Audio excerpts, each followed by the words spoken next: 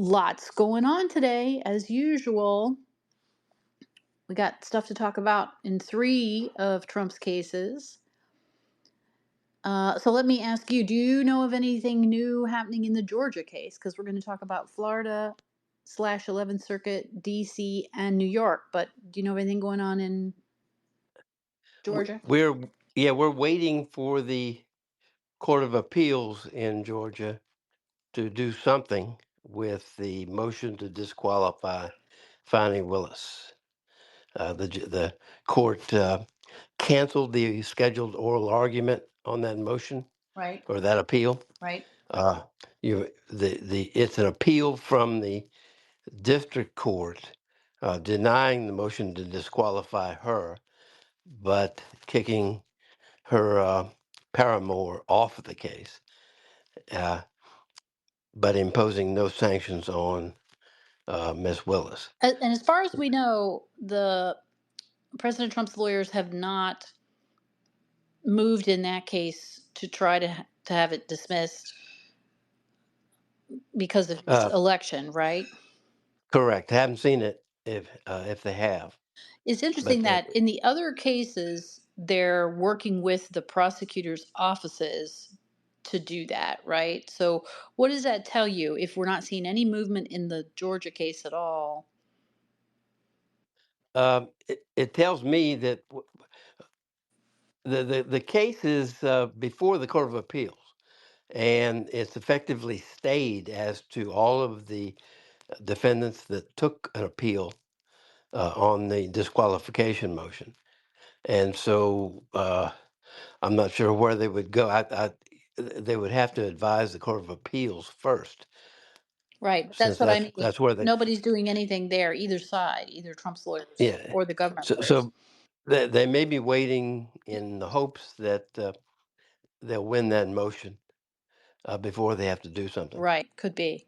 So, in the other state case in New York, it's Trump's lawyers who are trying to get the dismissal, and Bragg is kind of fighting them.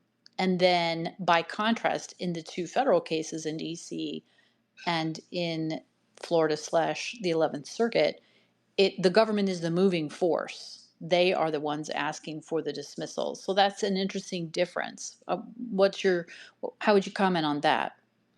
Uh, the one in New York is a little bit more subtle, I think. Bragg is not falling along in line with Trump. However, he agrees that his case isn't going forward after Trump takes office as president. His position The seems to be only, the least coherent to me of all the prosecutors. yeah, Do you agree with that? I agree with that. He might have taken a position that we get to sentence Mr. Trump before he takes office as president, uh, but he seems to have backed off of that. And I think what he's angling for is to put the whole case in abeyance or stay it or somehow just leave it lingering for 4 more years, after which the judge can decide the dismissal motions and the sentence after Trump leaves office.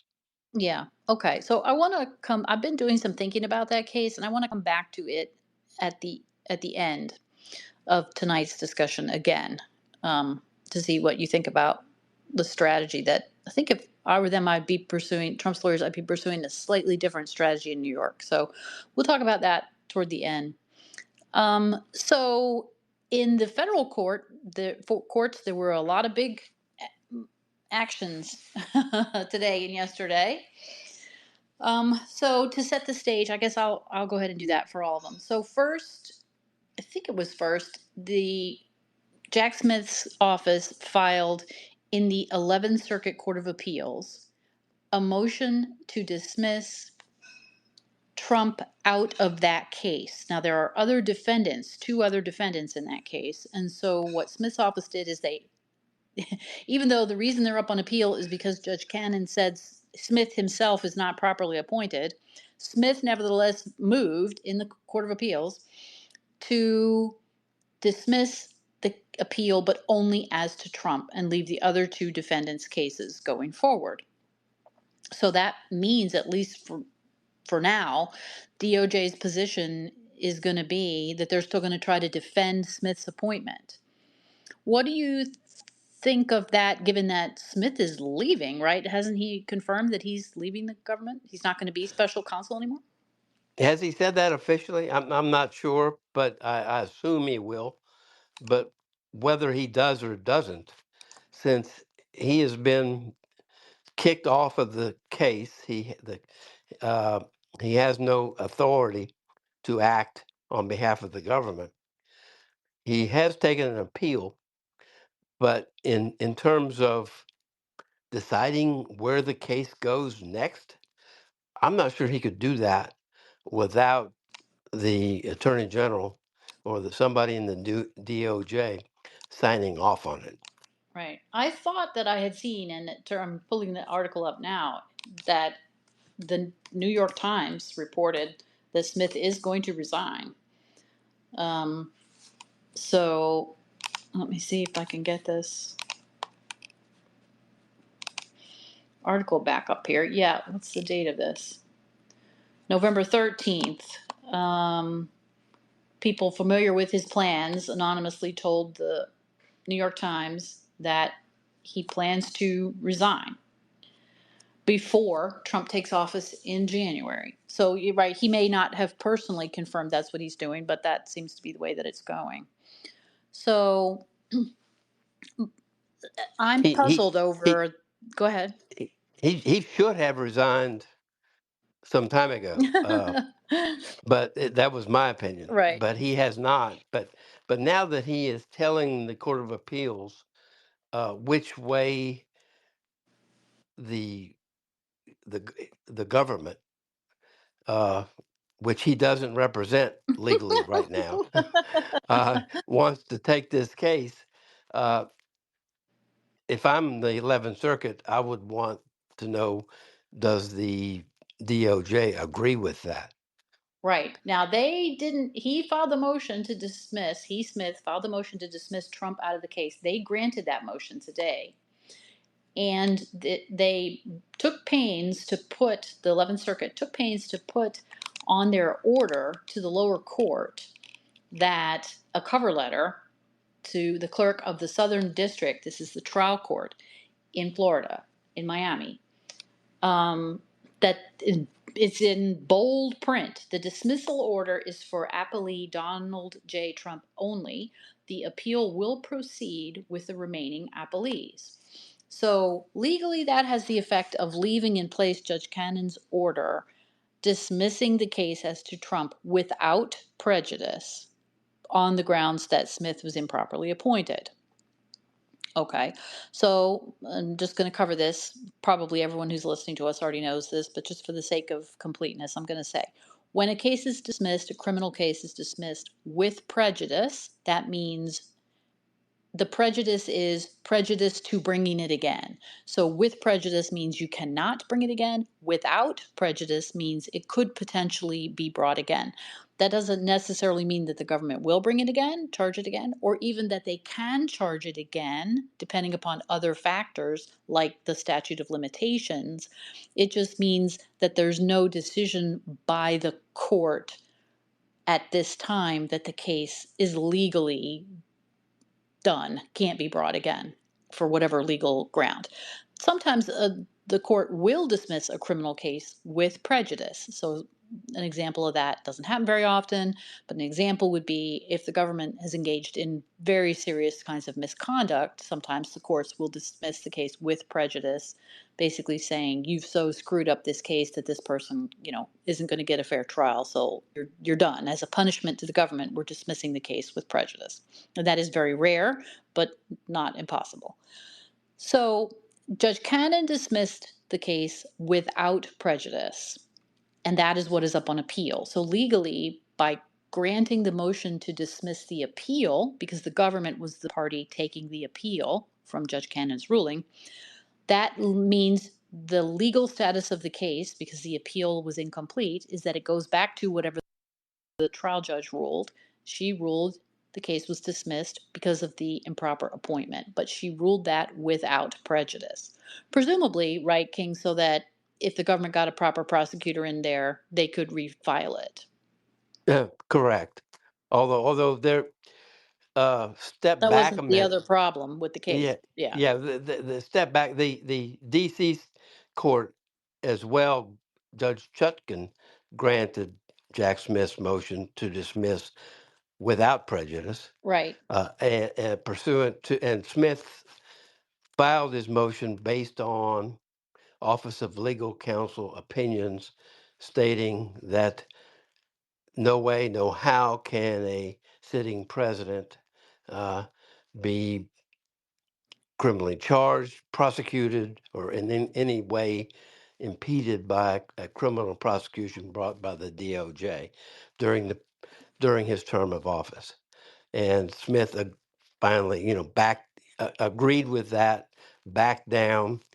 Basically, he called it a temporary immunity. So he is totally, Trump would be totally immune from now until he leaves office. Um, In Stepping back a January minute, of 2029. Right. yes, stepping back a minute, uh, people have commented on Jack Smith now that he has dropped the case against Trump, both cases against Trump, um, as being a modern day Inspector Javert from Right. Les Miserables. Yep. Uh, he, uh, for those who haven't seen the play or the musical uh, Or or read seen the the movie novel. or read the novel by Victor Hugo that was written back in the early 1800s, mid 1800s. Uh, Inspector Javert was a police officer who pursued the hero of the novel, uh, Jean Valjean, who started out as a petty criminal, uh, went to prison for 18, 19 years, uh, rode in served hard time for stealing a loaf of bread, and uh, and then committed some minor offenses after he got out. But he turned his life around, spent the rest of his life doing good work after good work after good work. But nevertheless, Inspector Javert obsessively followed him around France uh, over decades, trying to arrest him again and send him away for life. Very much like Jack Smith. But so, if you don't mind, Leslie, I've queued up a musical interlude. Fantastic. Is this from Les It Miserables? Yes, and in honor of uh, Jack Smith, modern day Inspector Javert, getting his comeuppance, Uh-huh. and in celebration of the Trump's MAGA Republicans who have won their revolution Right. uh, and turned U.S. politics upside down. I want to play this inspiring anthem, revolutionary anthem from the musical. Here we go.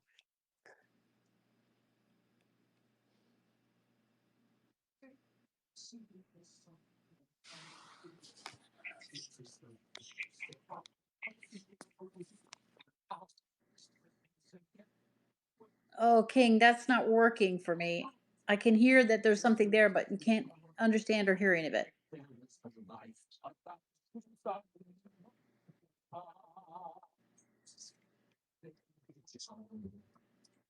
King, can you hear me? Yeah, I can hear you. But no one, I don't think, can hear the music. Well, how are you playing it? Is it too? Yeah, it's too far away or too low.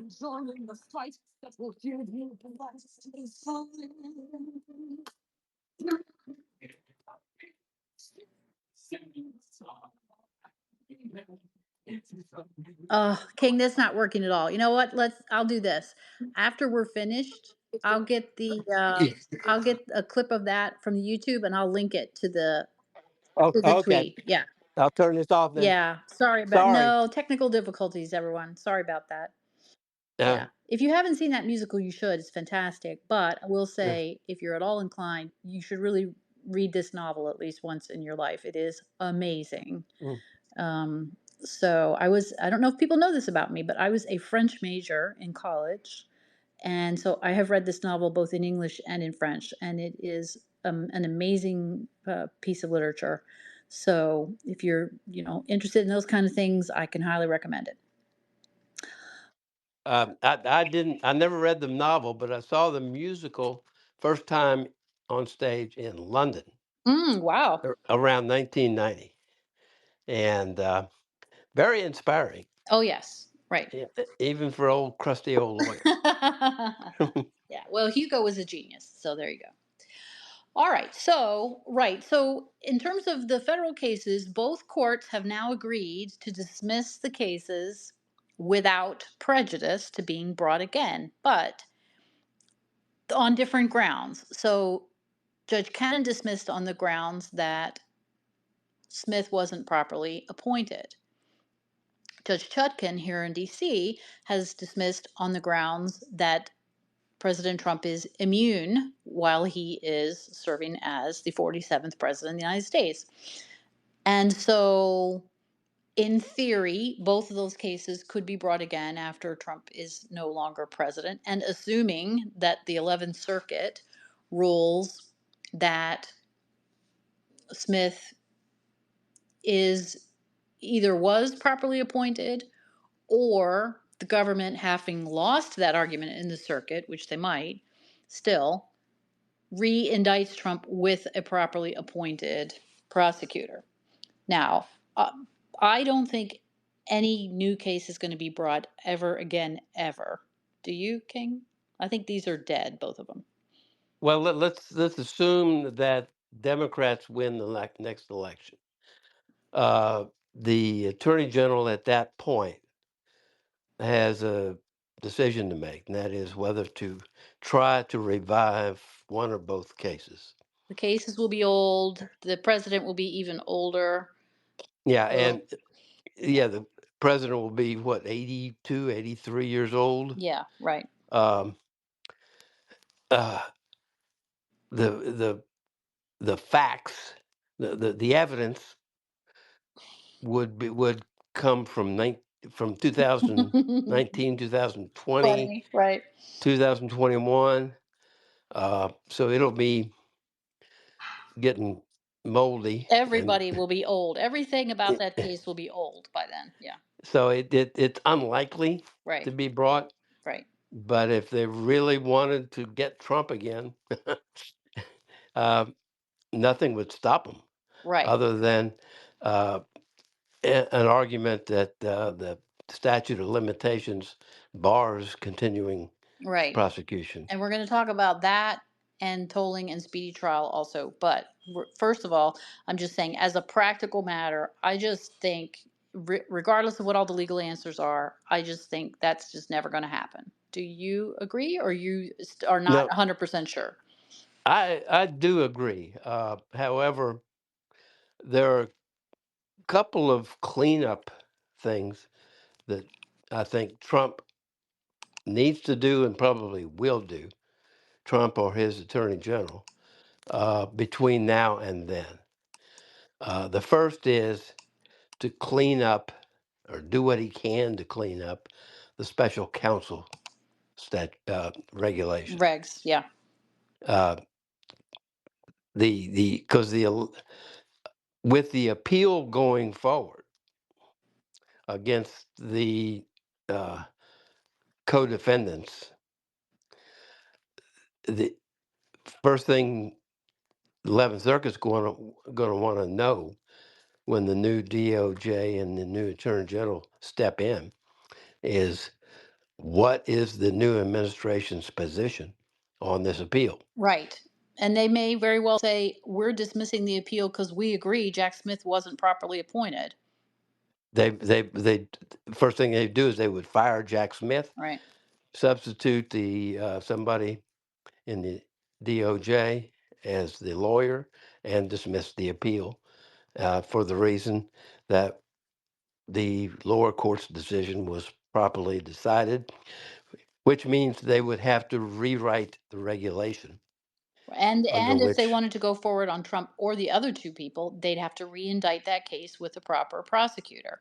And I cannot think that a Trump administration would be wanting to spend too much time doing that. that's something they would probably kick to a U.S. attorney to at least make the initial call on that. But the case against the co-defendants was not that strong. Right. It wasn't. And mostly it had to do with the only part of the case that had any weight to it at all, which was the obstruction. The rest of the stuff that's in that case, and people can quote me on this, was unmitigated horse shit. Those charges are crap. The only thing that had any legs there at all was the obstruction issues. I didn't think that was strong either, but that was at least a legitimate argument. And then it's further complicated by what happened in Washington in the DOJ's offices when it, according to uh, not to his lawyer, I think Hmm. uh, who claimed that basically they tried to shake him down. Right. They tried to shake the defense lawyer down Right. by telling him if his client doesn't agree to plea and turn state's evidence against Trump, that lawyer will lose any chance he might have had to be nominated as a judge. Right. This was our uh, friend of a friend, Stanley Woodward, right? Yeah. Yes. Did you notice in this pleading in the 11th Circuit, did you actually look at their motion, King? Yes, I did. This is the only time I've ever seen this, and maybe it's just that I haven't seen it before.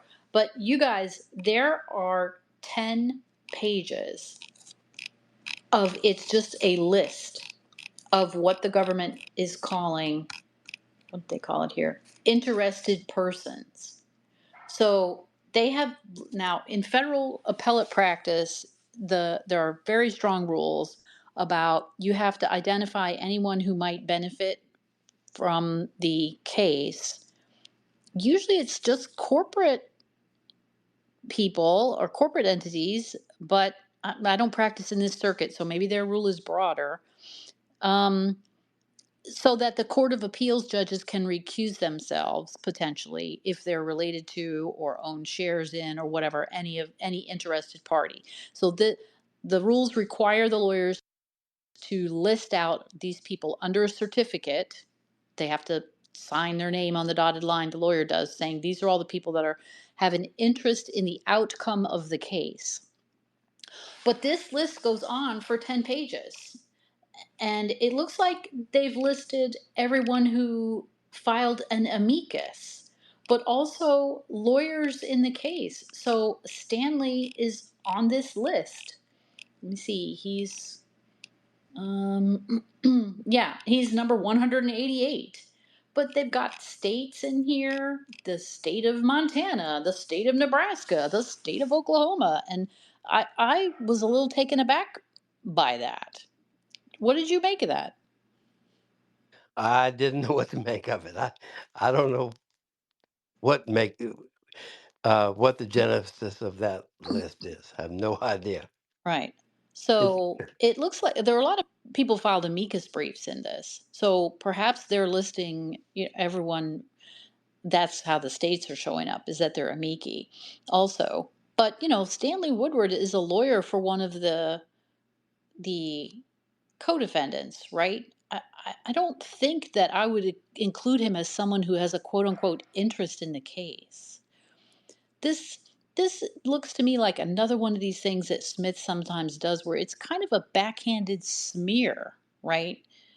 And in a situation where, as you say, DOJ has already been accused of improper behavior with respect to Stanley Woodward, I'm just astonished at this, but okay.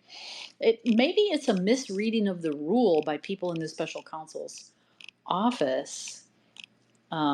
But I've never seen an interested parties list that was as long as this. It literally runs from page 2 of the filing through page 11.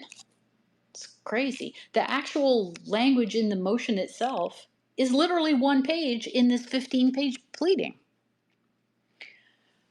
Um, and here's another thing I thought was a little odd about the filing. The one page where they say what they really want, they say for the reasons set forth in the filing that they made in the district court in DC.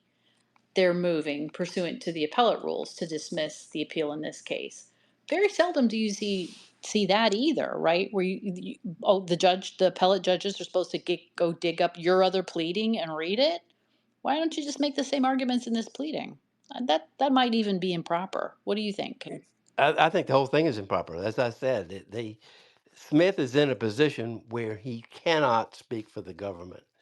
Oh yeah, and it's Uh, signed by him. Respectfully submitted, yeah, Jack Smith, and special counsel. Okay, except you're kind of not because Judge Cannon said you weren't. and the government is changing hands. Right.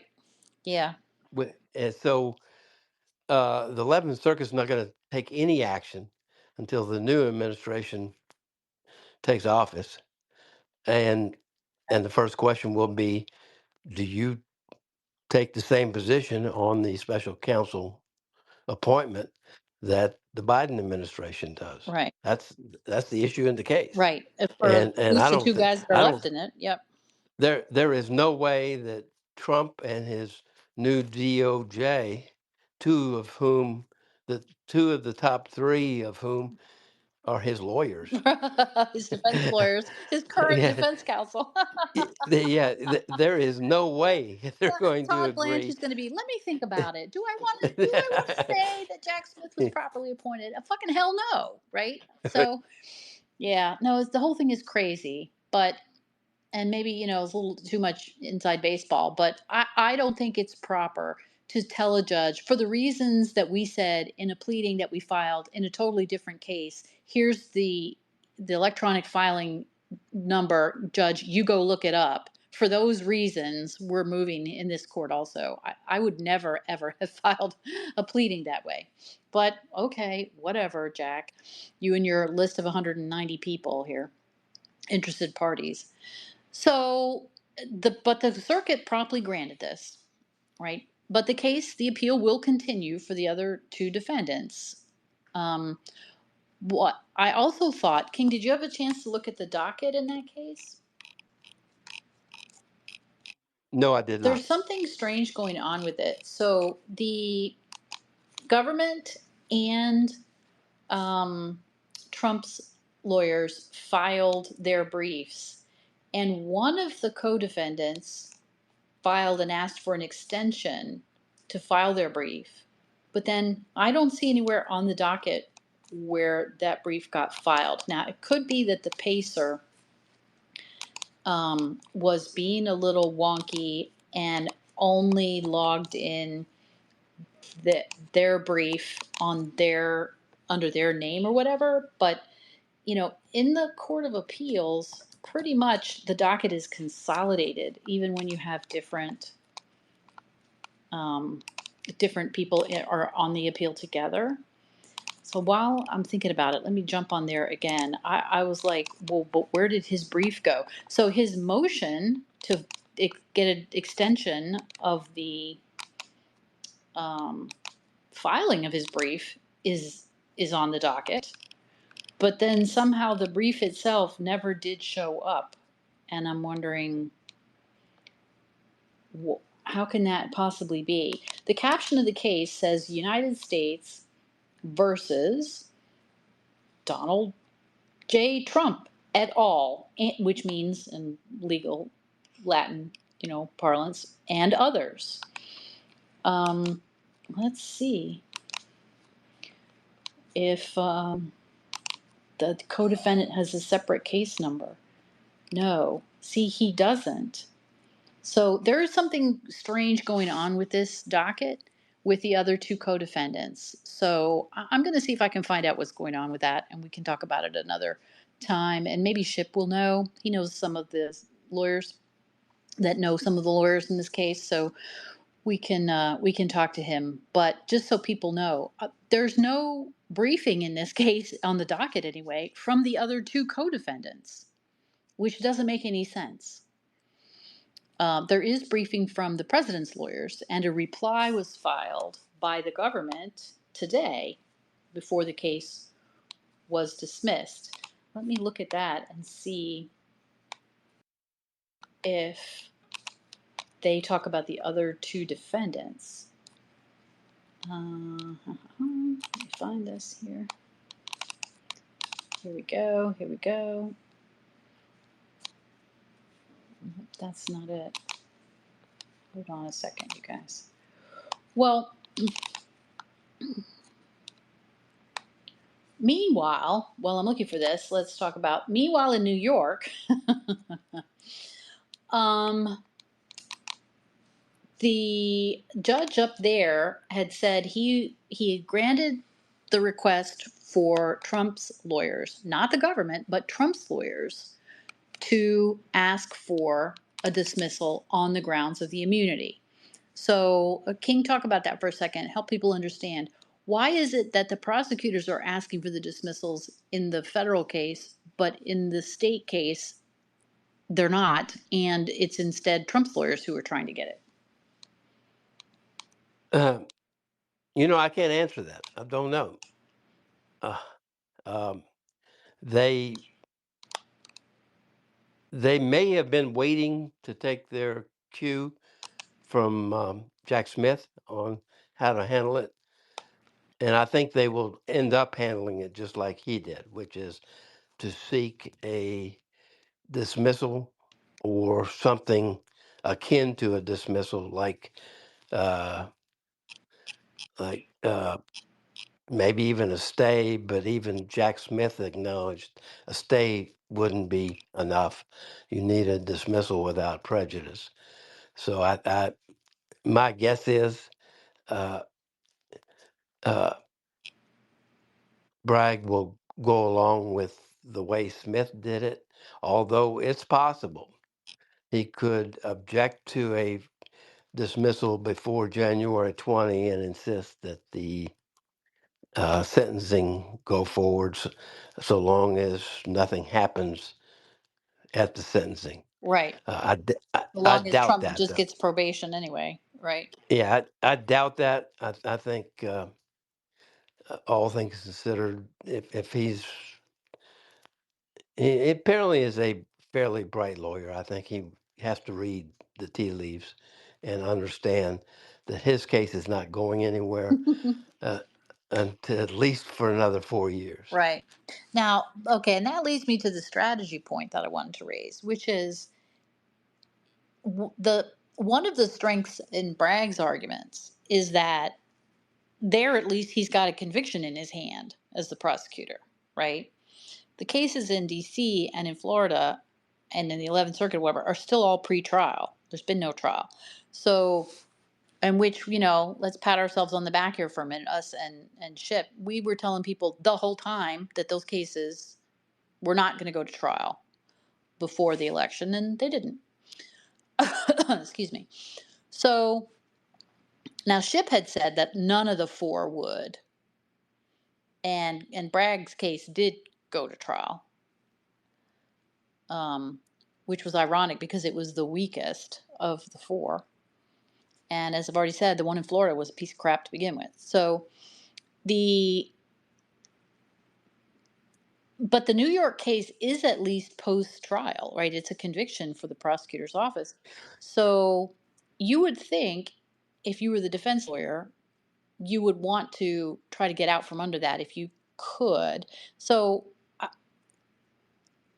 if the case is going to be stayed basically while Trump is the president starting in January, I think you'd have a better chance, like we were talking about with the federal cases, of just nobody wants to do anything with it in 2029 if it's pre trial rather than post trial, right? So, but right now it's post trial, this case in New York. But they have that the other motion on the grounds of it's the case is hopelessly tainted by the immunity issue. So if Mershan were to rule that yes, that's right, and it's a new trial, now magically that case is pre-trial again, right? We talked about this last week. It's more than that.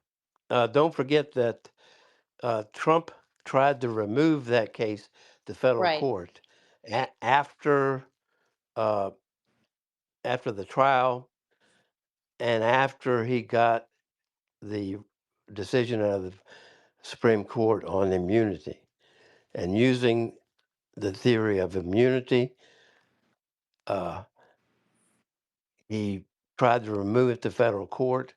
That was denied, but then he appealed it, and the federal law on removal of criminal cases gives the removing defendant the right of appeal, and that creates a jurisdictional issue for the trial court, because as long as that appeal is as long as that removal case, either at the district court level or on appeal, is still undecided finally, um, the I don't think the New York state judge, can enter a final judgment. He Well, can.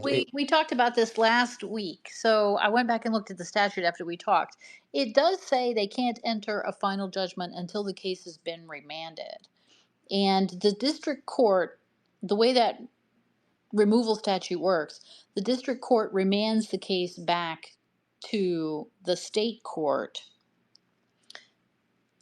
um, at the end of its, if it says there's no basis for the removal. And then you can still appeal that to the circuit. But meanwhile, the state court takes the case back also, right? Yes, but I think the way it works, um, is that the state court proceeds with the case, uh, all the way up to final judgment. Right. It can't go that far. So they It could do cannot everything go. else. It can Right. do everything else, but it can't go final judgment. So it has to wait for the final remand, I think. And you don't get a final remand until that appeal is decided. Otherwise, the state law has effectively denied a defendant of his federal statutory right of appeal. Right.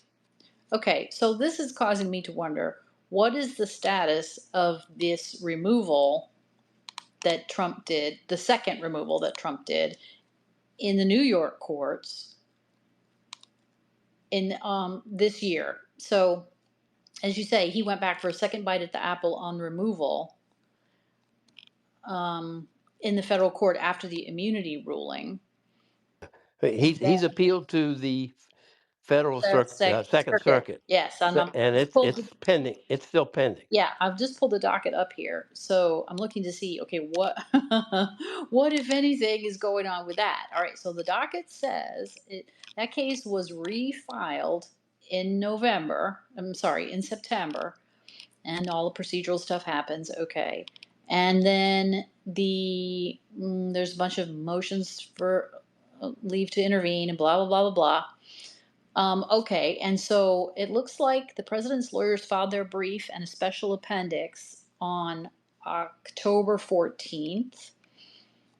Certificates of service, papers, amicus, people are filing amicus. Okay, and let's see, New York's brief is not due in that case until January 13th. So that is still pending. So you're right, as long as that is still pending, the New York case kind of can't go forward to judgment anyway, final judgment.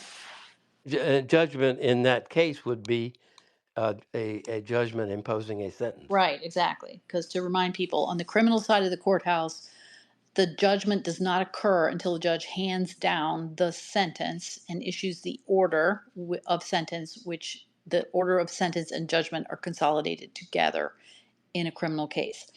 So, right. so the Second Circuit will finally get around to ruling on this second bite at the apple on the removal.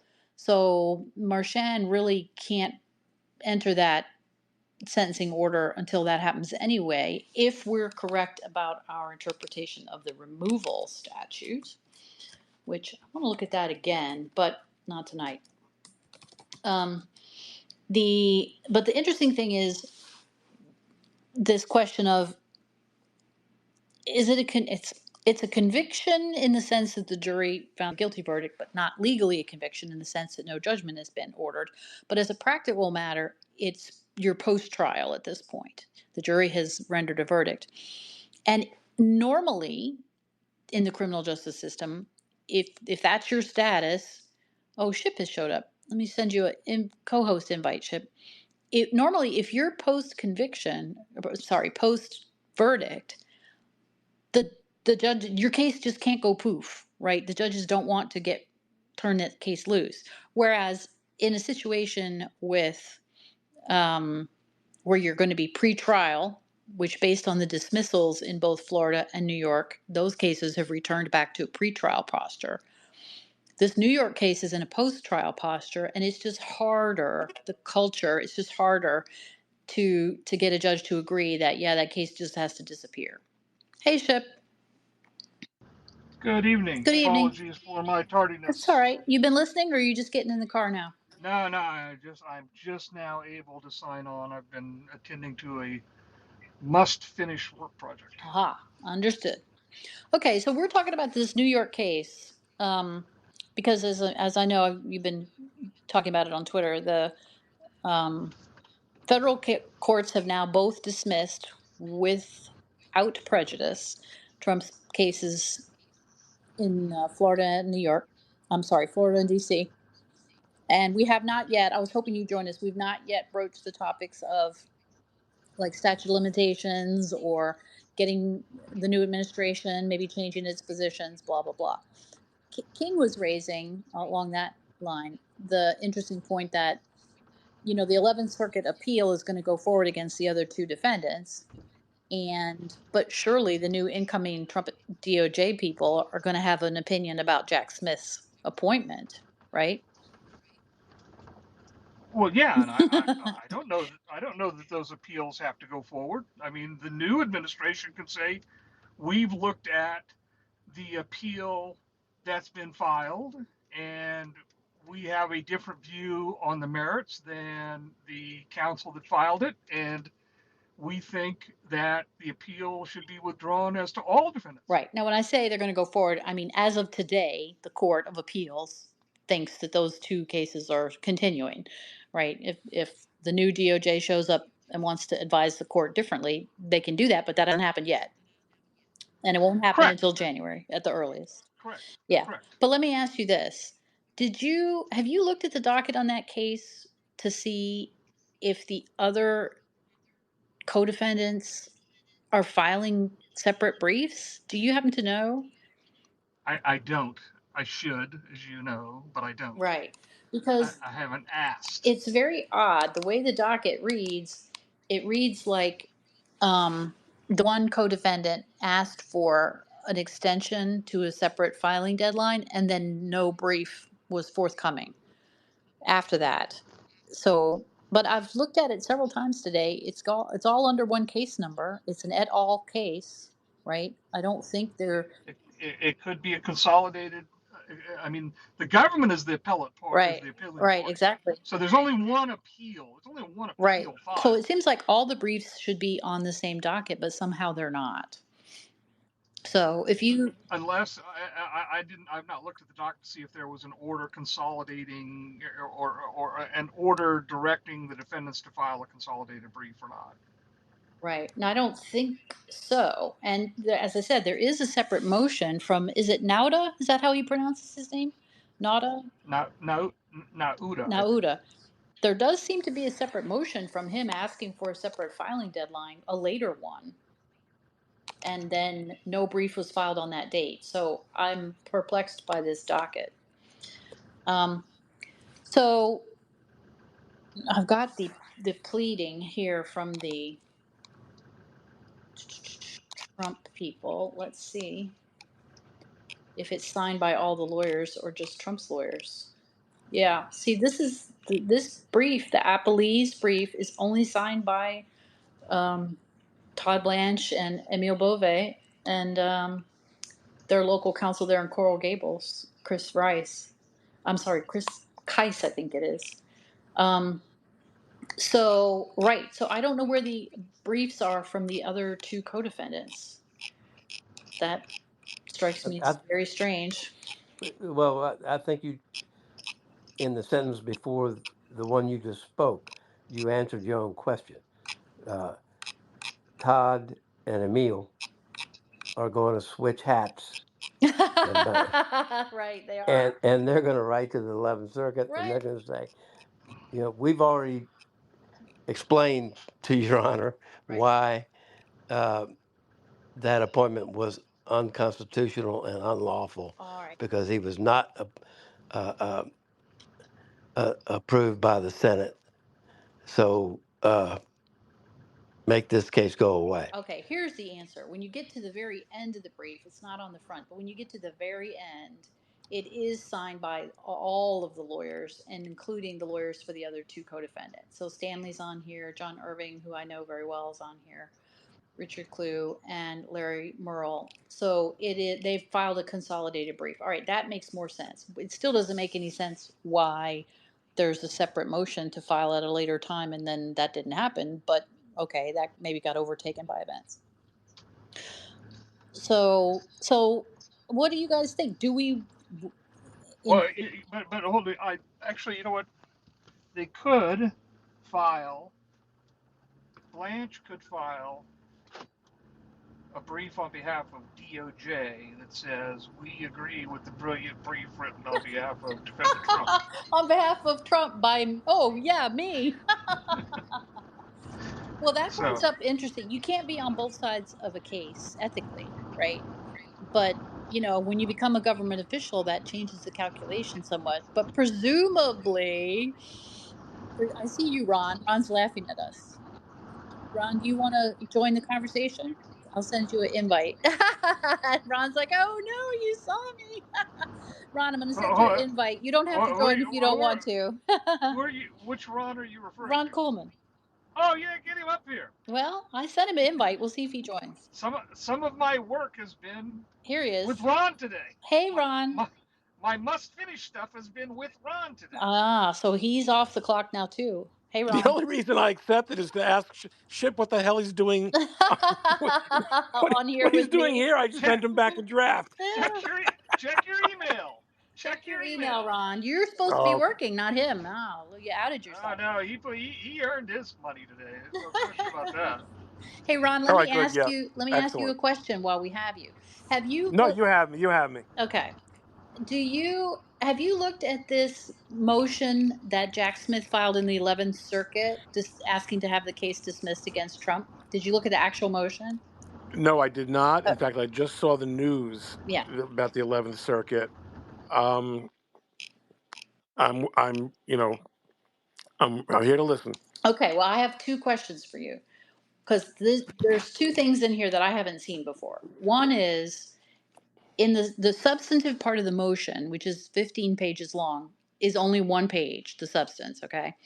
And it says basically, for the reasons that we laid out in the pleading that we filed in the district court of the District of Columbia, ECF number blah, blah, blah, we move to have this appeal dismissed. Wow, Yeah, that was my what reaction arrogance! also. Wow, what the fuck?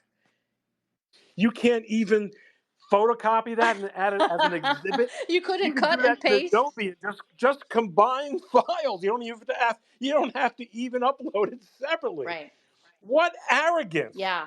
You go look it up, Judge. Go read our arguments over in this other case that we filed. That astonished me. That is mind-boggling. Yeah. Circuit court judges are people. If you don't understand this, they are the princes of our nation. Right. Okay, these are your rulers. Right. They're Supreme like Court's all bishops very in the nice. church, right? Yeah, exactly. That's right. Supreme Court is very nice. They take about 6 cases a year. The circuit courts, that really run the show. And these guys, they live the life of Riley. I mean, it's not a lot of money, Yeah. but it's It's very prestigious. They get invited to all the very stuff. prestigious, Yeah. and most of them are in two-income families anyway, Yeah. so they're doing okay. Right.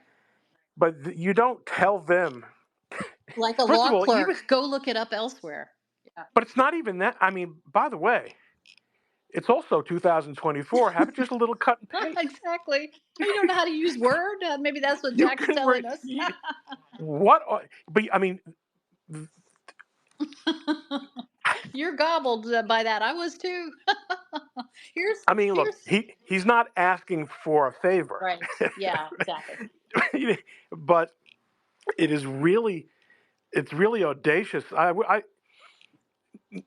All right, Yeah. that was number That one. was Okay, wow. Here, I'm okay, here's the smacked. other thing. They on this Smacked. in this 15-page motion, of which the substance of it is literally one page. What's the rest of Right. it, you might wonder? There is literally 10 pages that constitute the certificate of interested persons. That's craziness. And they say, pursuant to the rule, and I don't practice in this circuit, and I know you practice more across the whole country than I do, so I thought maybe you'll know. He identifies a list of 190 people and entities, 190 exactly, who are allegedly interested parties in this case. Could I raise a Yeah, well, possibility? hold on one Would, second. would So I want Ron to know what it is. So a bunch of them are like the amici that filed, right? But then Right. he's got like the defense lawyers on this list. Yeah. So it's stupid. It's stupid as hell. Last time I filed in the 11th Circuit actually was that case that on behalf of our former client, um, uh, uh, what is it? James O'Keefe's old Right, company, which vindicating my filing in the Northern District of Georgia in the defamation case against CNN, which was dismissed wrongly. So right. that's a Ron Coleman win for a non-existent entity, or essentially non-existent entity. But I remember seeing, I've had a few matters in the 11th Circuit, and this is one of those real stupid ass rules. Like you said, it's on the freaking docket who the amici are, who the You approved attorneys them are. all to file. You circuit. It's ironic. So here he's required by rule to cut and paste a million names that are right there on the docket, and the law clerk can look up. At the Right. same time, he's cross referring to another court in another circuit for the Yeah. substance of the motion. Right. It's a crazy filing. It really is. Yeah, look, a lot of these circuits have rules that probably have their origins in some awkward happenstance or some unfortunate Right. Messed up relation thing that that popped up, happened. and Right. then it Yeah. becomes customary. But yeah, it's so silly. First of all, how are attorneys interested persons anyway? I don't understand that either. How are the defense lawyers or the Right. opposing counsel interested parties? And even if they are, I think the court is aware that they're in the case. Yeah, it's silly. But there are some circuits that are really good about freshening up. And to its credit, the Ninth Circuit is always trying to be on the edge of things. Always trying to, they've got like these streamlined applications for extensions of time. Like Mm. they're progressive Yeah. in all the right ways, and some of the wrong ways too. But 11th, using the technology in a good way to make things right? easier. Yeah. Yeah, yeah. So this is, but what it's this is the 21st century version of sealing wax. Well, no, I always tell people I practice in Virginia, and Virginia is struggling in its court system to get into the 19th century. So that's just the way that it is. I once was pro se.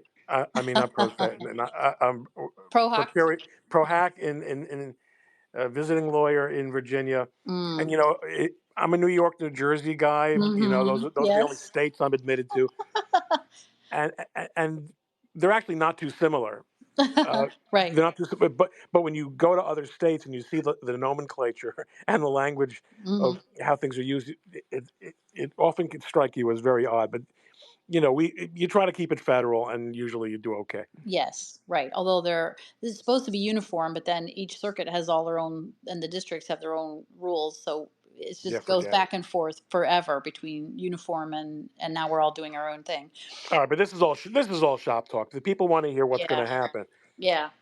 Well, so we've been discussing that Todd Blanche is now going to be on the other side of this case in a couple of months, and he can move to dismiss the rest of the appeal based on the fantastic arguments that he raised as opposing counsel. Yeah, I mean there's a lot of really really weird stuff Yeah, here in the nature of like you've always had these undercurrents of people switching sides, but it's never been so explicit. extreme. Yeah, And just think of, I mean, there are, we're talking about, I don't, when I say we, I mean just us folks. I'm not talking about anyone here who is aware that I do some work for the Republican National Committee for the Trump campaign. I'm talking about just Ron Coleman and his friends in shul. Okay, right. Yeah, right, so folks are talking about: are we going to go after Jack Smith? Are we right, going to go after Garland? It is so bizarre, but there is this real sense that if we don't do something about the abuse of power that took place here, right. what was all this for? I And mean, will it but just happen again? And and what will the country think? Oh, you can do that and it's fine. It's not fine.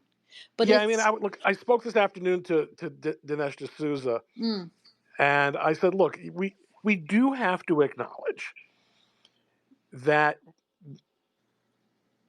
we need we have to acknowledge that it's not a mirror image situation. right, You can't it's just not good practice, tactically, strategically, winningly, to merely say, well, let's do what they would do.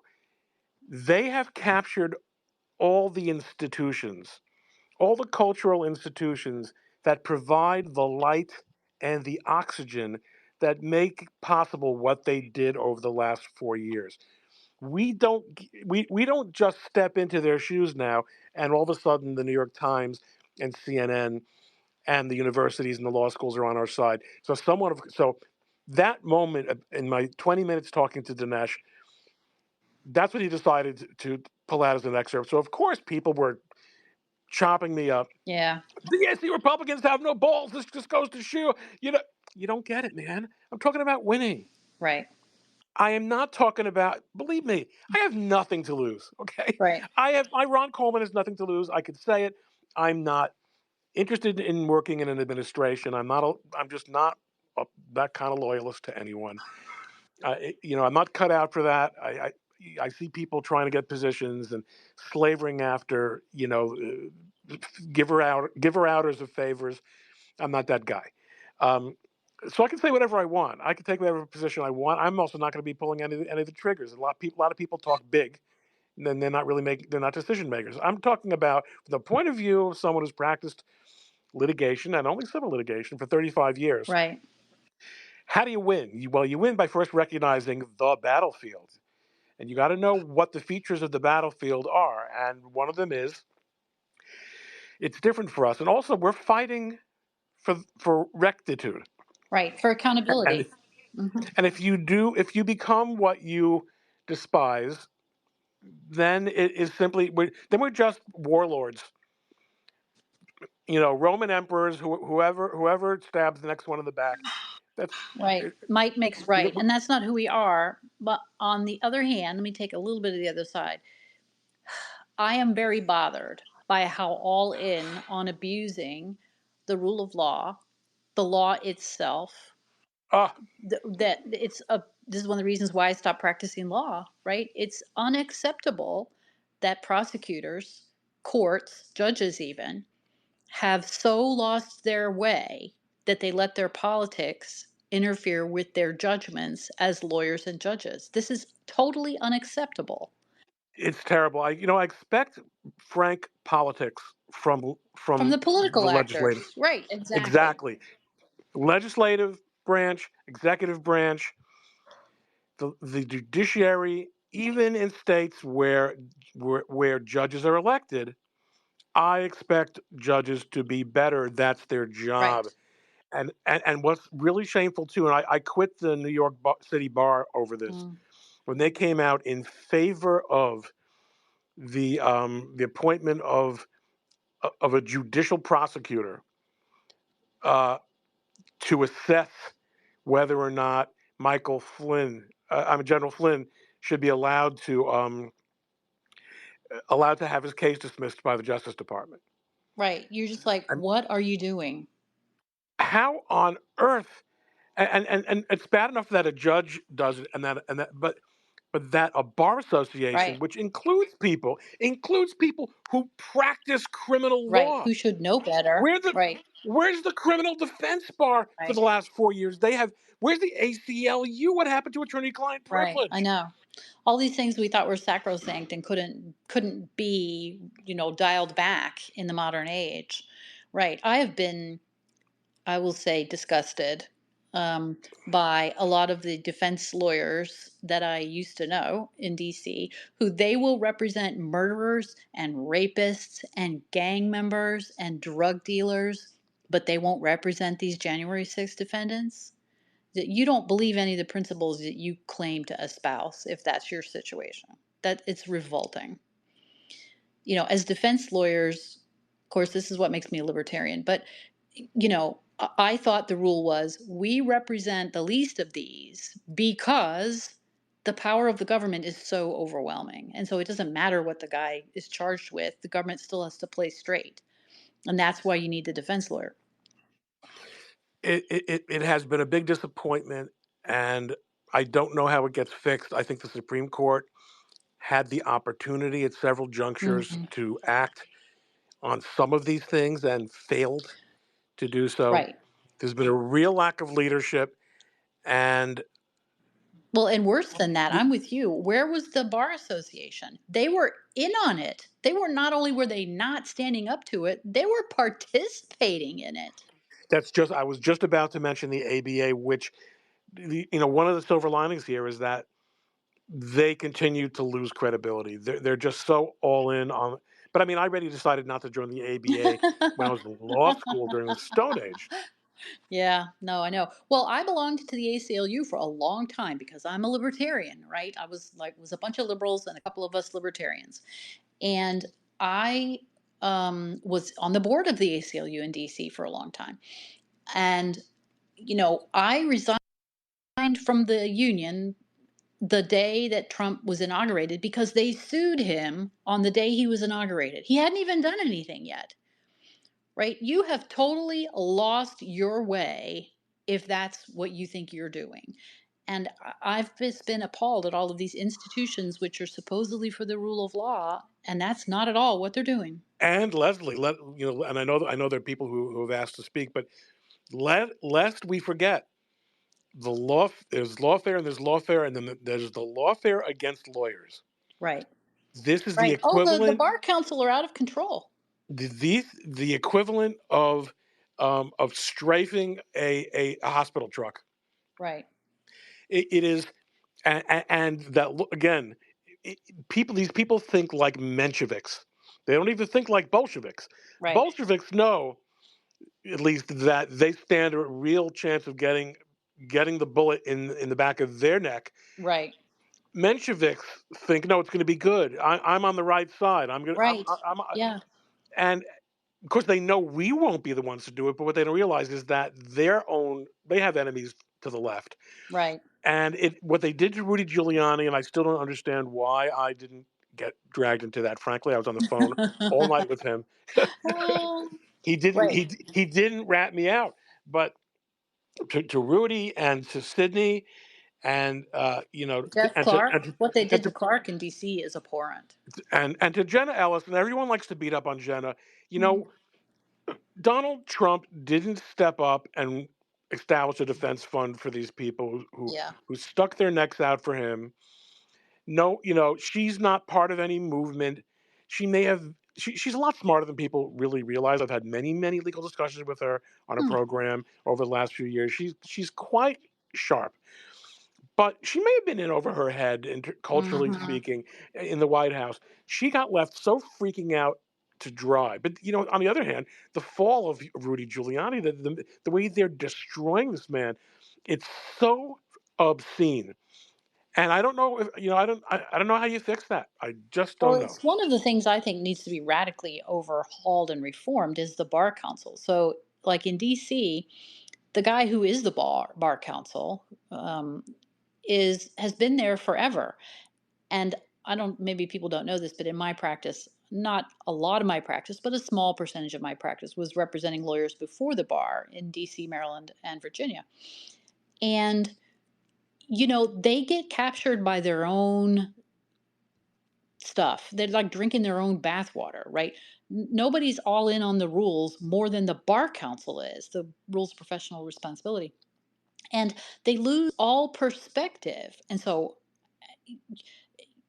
lawyers really get hammered, I think, unfairly before those committees and panels and so forth until you get to the point where you're in front of actual judges, right? But if you're just trying to negotiate something with the bar council for someone has a low level thing, it's insane. They're completely out of their minds. So I really think one of the things we need to do is they need to be term limited. Like you shouldn't be able to be the bar council for more than a few years, and the investigative lawyers either. Let me clarify for non-lawyer listeners, because the word counsel is a real bad word. It's a Yeah. really confusing word. Leslie means the lawyer to the bar in what I assume is DC a unitary bar? Yeah. Okay. So here in New York and New Jersey, where I practice, the bar association, folks, non-lawyers, is not in any way related to the administration of the bar, including ethics committees and disciplinary committees. But in unitary bar jurisdictions such as DC and California, the I think it makes things even more political Yeah. because you have to be a member of the bar association, whereas in New York and New Jersey you don't have to be a member of the bar association. It's just a lawyers' social and lobbying and trade group. You have to be a member of the bar association, which is integrated with the government functioning of the court system. I mean, I'm sure there are rationales for doing it that way also, but I think it's worse. I think the unitary bar system is worse. I do too. And, no one would argue that the court can't discipline and sanction lawyers. Of course they can, they need to. But you've set this person up as basically someone who runs a terror campaign against the members of the bar, the lawyers, because their view of things is so extreme. They haven't practiced law at all, often in private practice, or if they have, it was, a long time ago. So they're lawyers, but they've always been held some kind of government official or position or whatever. And Well, listen, in DC, of course, everything is yeah, magnified a million exactly. times Right. So, worse. and we're off on a tangent here, but I've been appalled at, and coming back to your point, at how all in some of the legal institutions and even some of the courts have been judges. And I don't like to criticize judges, but you know, some of these folks didn't separate their politics from their judicial decision making, I think.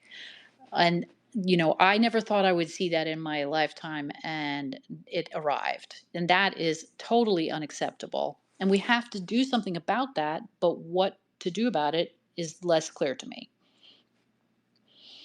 Mike Davis, who we all I think know and like, is talking about, filing complaints against them with the judicial commissions and investigations, and I'm in favor of that. But we're all lawyers. We know how it is. Those things often don't accomplish anything. They seldom go anywhere. Ship, I'm trying to send you a co-host invite. There you go. What do you guys think about that, Ron, Ship, King? Should we be taking a look at that issue? Uh, It's so I difficult. definitely down the line, but there's something more immediate, which is this case. you have some structural issues that I think, uh, in large part, led to the politicization of the whole January 6th episode, starting with the January 6th committee in Congress, which conducted a show trial, no due process, uh, no real uh, adversarial look at the facts. They created a Hollywood style show trial, uh, packaged it, sent it out to the public, and everybody bought into their view of what happened. And then you get a special counsel without really any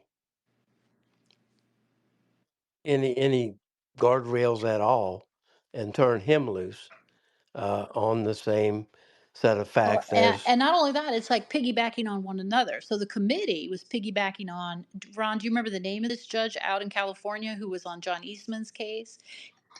No. He was the first one that suggested that maybe what was going on was a Section 371 conspiracy, and he made findings for purposes of like attorney-client. Um, uh, oh shit, I can't remember the name of the exception, but crime fraud exception. He made findings that Donald Trump arguably was violating this conspiracy to defraud the United States, and that's why Eastman's privilege with him was broken, and therefore he had to turn over all of his stuff. And at the time that that happened, I was representing a nonprofit group before the J6 committee who'd gotten subpoenas. And as soon as that judge made that ruling, the committee then pivoted and started parroting that language too. And so it's just Yeah, there was a piggybacking. domino effect. Yeah, There's, exactly. and I think that's what King is getting at. Mm-hmm. There's a structural problem, and look, the problem to some extent goes back to the January 6th committee, Right. which, to its eternal shame, the New York State Supreme Court, in the preposterous real estate scam case, um, said, "Oh, okay, so everything that committee." Oh no, it wasn't that. That was Chutkin, wasn't it? Or was it both of them? We're gonna we're gonna take the findings of that committee and accept. I mean, this is it's it's so unbelievable because issue preclusion and claim preclusion Right. This are, is not how this normally works in the real world. and this was not even this wasn't even like municipal court where you can Right. object on hearsay grounds. Right. I know. So there you see the ball just bounces from one thing to another, and they're all just saying, "Oh yeah, well, that's fine." And I'm standing there thinking, under no set of circumstances and in no world that I know of is any of this fine. How is it that all these people are concluding that it is? And the only answer is that it's political. Right? There's no legal answer for why all of these people lost their minds and decided to pitch their judgment out the window. And yet, that's a really unsatisfying answer, right? Because Yes, It it is. not just judgment, it due process, basic fundamental due process got lost in but even early in and this so did game. self-respect. So Yeah, did self-respect. Yeah. I mean, these are not stupid people. Well, some of them are, but most of them aren't. Most of them aren't. Some of them, Right. Exactly. and even the dumbest of them, are actually smarter than average. Right. Yes, they are. If you're on And the they federal bench, you've got some smarts, but some way more than others. and they had to know at some point, I'm becoming something different from what I I don't thought I think they was. do. It's what you said before. They think they're on the right side of it. They have totally tacked completely off of the Well, actual rule of law, but they think they're doing the right thing. I It's think I unbelievable. think the DC, the District of DC, and to a large extent the circuit too. They have absolute. I mean, you know better than I do because you're closer down there. So obviously, Ship knows even better. But I'm in touch with lots of you guys, and I'm reading the cases, I'm reading the opinions, and even the casual comments, Yeah. even of level-headed guys like Boasberg, people, these Yeah. judges using terms like insurrection as if it Right. were a As if that was constitutional level finding that had been established. right. Much less the thing that Nauseating. actually happened, right? It was a riot, but honest to God, that anyone can with a straight face say that that was an insurrection boggles my mind. like the government somehow was going to tumble. You've got to fucking be kidding me. So, but yeah, the other thing is, Steve and I were talking about this earlier today. An example is the 1512 section and the way they maxed out all those defendants on the guidelines for that. 15 out of the 16 judges, right? What could possibly be the excuse for all of them coming to the wrong conclusion except one judge? Yeah, it's shameful, and you have really an entire court. And my pinned tweet now Mm, is I've repinned that my tiny little judicial reform plan, mm, two of which two of the three proposals involve the DC Circuit. yeah. Right. We were talking about your tweet about it a few weeks ago, battering those ideas around because people don't know this, but like the Congress has a lot of control over the circuits. Um, and there are definitely ways that circuit needs to be reformed. I thought some of your ideas were very interesting. And I didn't know if you know, but there's already two courts of appeals in DC that hear federal issues, right? One is the federal circuit, Right. and the other is the DC Court of Claims. And so it's not like there's no precedent for saying, well, maybe the DC courts need to only handle the stuff that affects the federal government and not function like a general circuit. Well, yeah. I mean, look, the DC Circuit is also a. I mean, I had the privilege of arguing before the DC Circuit en banc. That was a party Mm. uh, in the Mattel case, but to some extent, those really only underscore the incestuous nature of the Yeah. judiciary in and around DC. Right. Well, they're all in the same building. That's often not the case other places in the country, right? The Court of Appeals is just upstairs. It's a problem. And Yeah. like you said, it's not Congress. There's so much Congress can do. Congress has really stopped legislating Right. and paying attention to government. And for if it's going to take Mike Davis, to you know encourage people to pay some attention to this. These are reforms that I had heard a really good talk by Josh Blackman here in Newark at the Federalist Society a couple months ago, and he made a really good point. Is that when you talk about judicial reform, the only way you can really sell it is that it has to be essentially um, mutual assured destruction. Right. Your reforms have to be things that would hurt both sides a little bit, and you give and then they be, but then you can theoretically, and I think the ones that I suggested are actually rather neutral, except for the fact that I talk about disbanding the DC Circuit, which is, but there's no principled response on the neutrality point there. Right. You, Yeah. but there are a lot of things that the system's not working. Right. And one of his points, a number of his, he had like 10 things on his list. One of the things on his list was the Supreme Court's got to get back to work. Well, I think so too. You probably haven't They heard some of my proposals. Like, I think we need another level of appellate between the circuits and the Supreme Court. But also, the Supreme Court needs to do more fucking work, right? This taking 80 cases a year is not working for anybody.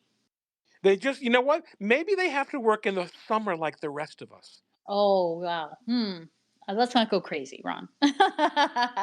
But, seriously, there's so many things that they just let bump along, and we don't live in that world anymore where we can let things bubble up for literally years amongst the I circuits. saw they denied a couple of they denied a couple of cert applications a couple of days ago about really rather small issues. People just report on this stuff, and I was thinking to myself, what would have been the big deal if they would have just decided these?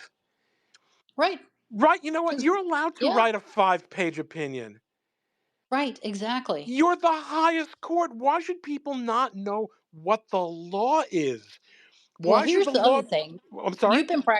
Here's the other thing. You've been practicing 10 years longer than I have.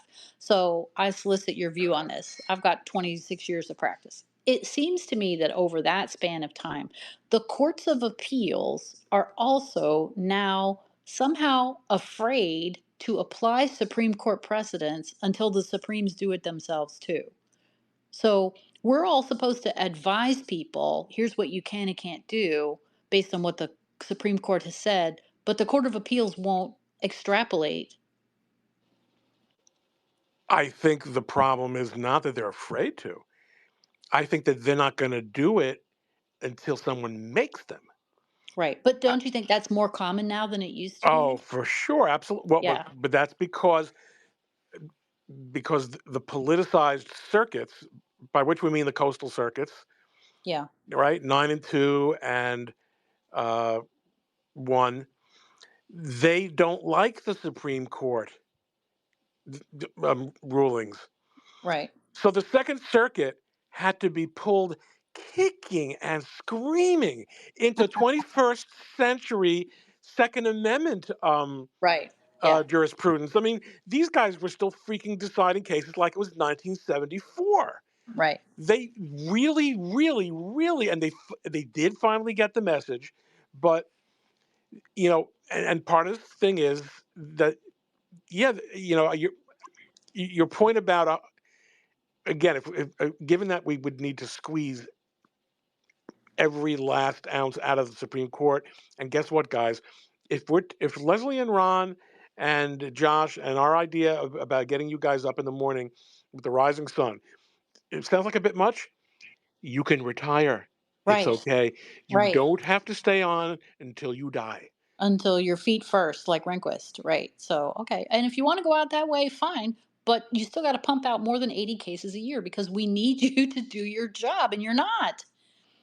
Anyway, to some extent, I feel like I have taken you off track of what was Well, it's supposed to okay. be your state case, your discussion of the state cases involving Donald Trump. But listen, I have, I do have a lot to say about this stuff, don't I?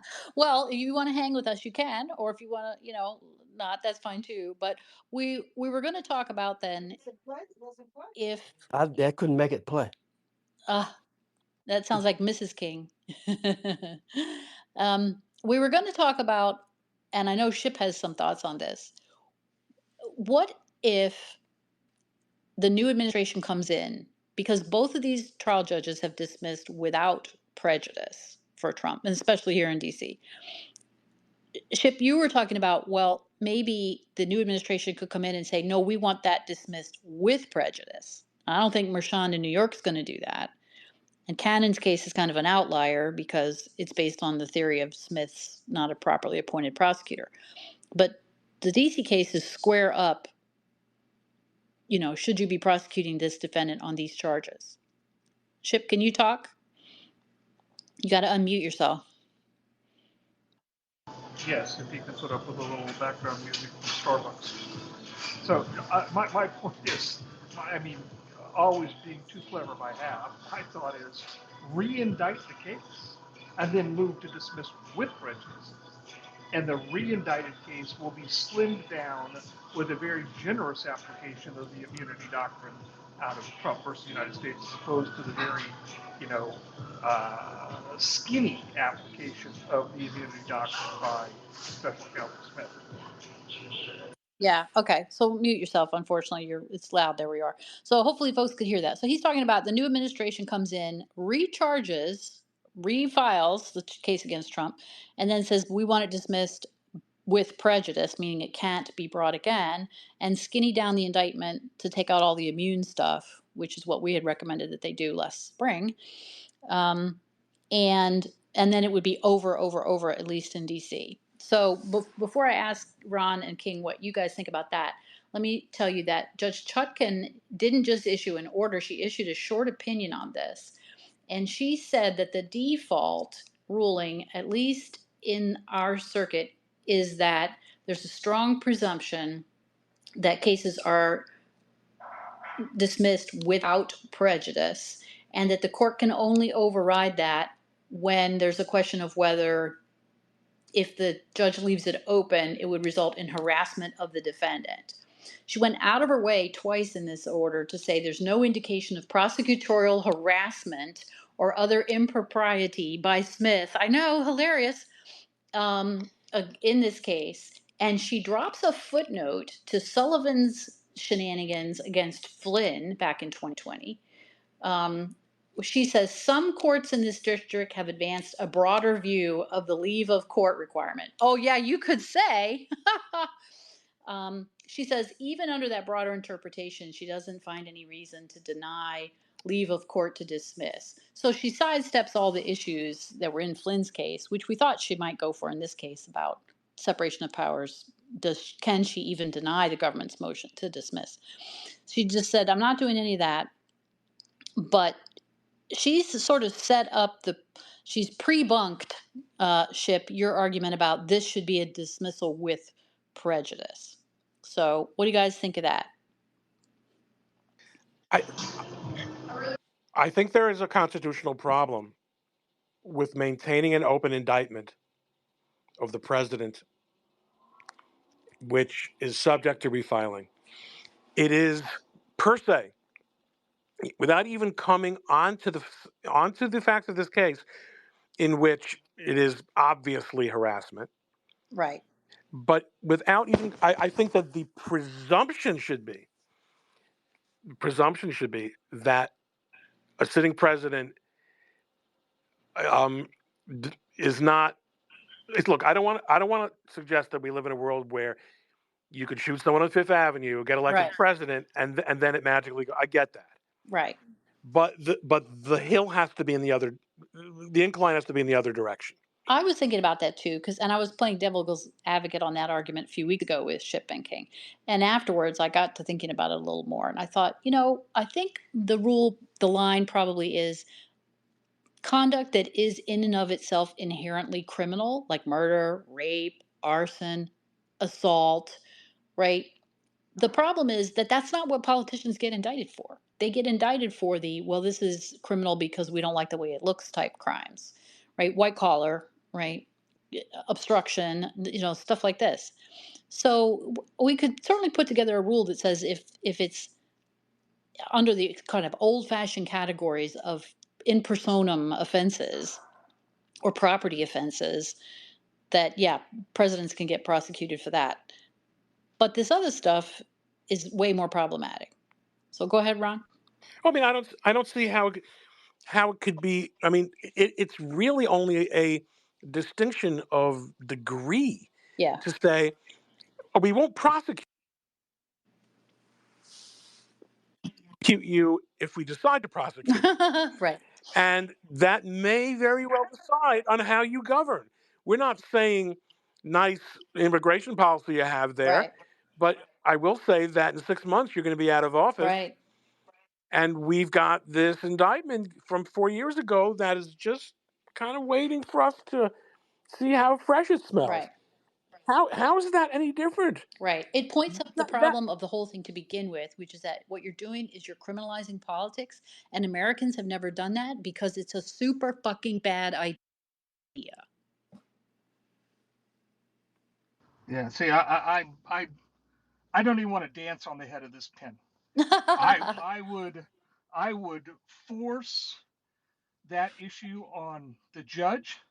I would force her in an opposed fashion to deny the motion to dismiss with prejudice, and I would take it up on the basis that this is a plenary power of the executive, who to choose to prosecute, where to expend resources, and where not to.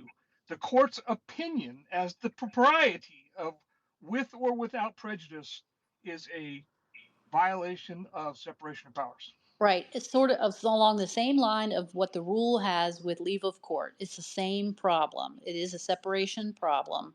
And I will tell you, because I've litigated this Rule 48 dismissals in the DC Circuit, the case law is bad, shocker, for defendants. And so now we're back into the world of could you even accomplish anything without having to go all the way to the Supreme Court again? But, Well, again, though, you're talking about issues of first impression that involve the executive branch. yeah, You have to, and the court yeah, has to take it right. Well, I and, agree and in general. settle the issue, put it to bed. Right. Another issue that's unsettled that some of our people have asked us, because what we're going to talk about tonight is, all right, so Ron may be oh so right that this shouldn't be hanging over the person's head because there's something inherently wrong with that. But is it going to be actually because of the statute of limitations? And so I'm going to say again, for anyone who hasn't heard me say this a million times, to my knowledge, there is no authority that says one way or the other whether or not the statute of limitations is told based on this argument that the president is immune. Ron, do you know of anything No, there? I was. You'll notice I actually kind of danced around that in my last ejaculation of verbosity.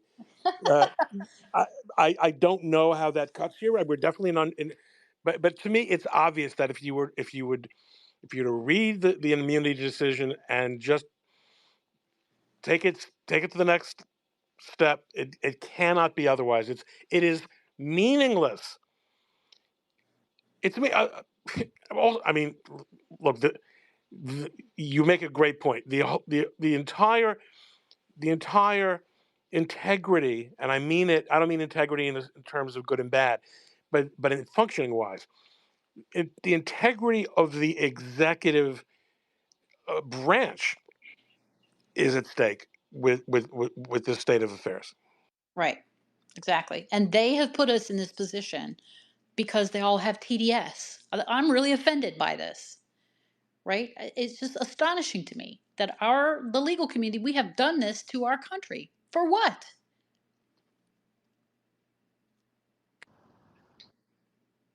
Orange man bad. Good. Orange man bad. Right, exactly. Because mean tweets, Okay. and oh, King, go ahead. Isn't the simplest solution for Trump to pardon himself and everybody else? Yeah, let's take a vote on that. I'm in the camp that you cannot pardon yourself. I know I always tell people scholars differ on this point, and the Constitution doesn't itself explicitly say um, one way or the other. I'm in the camp that the president cannot pardon himself. Ron, are you in that camp or the other camp? I think it makes a mockery of the idea of the pardon power. Yeah, Even though I understand the logic, it's a little bit like in that sophomore level. Can God create a rock so heavy that even He can't lift it? right. Right. Yeah, So I understand that there is a paradox. There's a paradox. It's not. yeah. It's an inelegant answer either way, but Well, it I'm is just taking not. votes. So you're in my camp or you're in the other camp? I'm in your camp. Okay, so let's see what Ship and King have, and then we'll debate it. Ship, you think he can or cannot pardon himself? Any president, doesn't matter who Um, it is. I'm wrestling with the rock conundrum. Have you never heard that existential question before? It's 63 years old. I had That's the never first heard time that you've come before. across that. Yeah. I'm Well, gonna have to spend more time well, Ron is hanging out just a with more Ron. erudite individual than you are. That's what that tells you. King, let's let Ship wrestle with the rocks. What do you think? I, I think he can. Uh, he'd be doing the same thing Ship proposes to do indirectly, which is dismiss it with Interesting. Yeah. refile, recharge himself, and then dismiss with prejudice. It's the same thing. Oh, that is fascinating. It sort of is, isn't it? It's the executive acting on its own prerogative. But I always come back to, I tell people that liberals usually don't like it when I point this out. The president is an unique person in the sense of he's an unique constitutional actor. There is no one else on in this nation that is the same as the president of the United States. And that gives him or her certain powers, prerogatives, ability to do things that other people don't have, and that does not make that person above the law. They are unique because of the structure of the Constitution. And so, so I think the pardon power, I'm with Ron on this. I think it would make a mockery of that power if you can pardon yourself. One way of looking at it is the old English common law idea was you couldn't be a judge in your own case, and it sort of has that flavor to me of it. That's not what we think justice and law consists of. So, Ship, have you figured the rock question out yet? Oh, no, but I think I've come to an answer on the pardon power. I mean, I think I mean, I think he can, but I understand Ron's point, and my response would be a president who pardons himself suffers the blow to his integrity from doing so. That's the price you pay. You know, your price, the price you pay is in your legacy. You're exercising the power given to the office for your own benefit. There's nothing textually that prohibits that. That's And true. why would only one person be exempt or excluded from the benefit of the pardon? Well, Well, probably because the founders didn't think that that person would end up being president of the United States that would need a pardon. But setting Well, that aside, in a I was thinking similar vein, you might say that the concept of giving pardon axiomatically only applies from one person to another right, person. it assumes a second party. Yeah. I, Right. I don't disagree. You know, I don't think there's a right answer.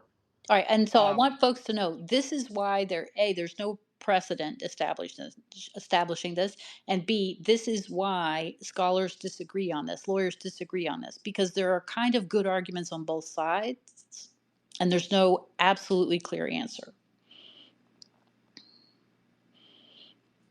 Ship, what were you going to say? I'm back with the rock. You're back with the But rock. it's a rock held over the president's head, Oh, now we're to the and, Damascene sword. So now you've introduced a whole other. that's what he's trying to relieve himself of. Right. That's Ron's point. Yeah. Yeah. Right. And there has to be a constitutional way to do it, I would think. Yeah.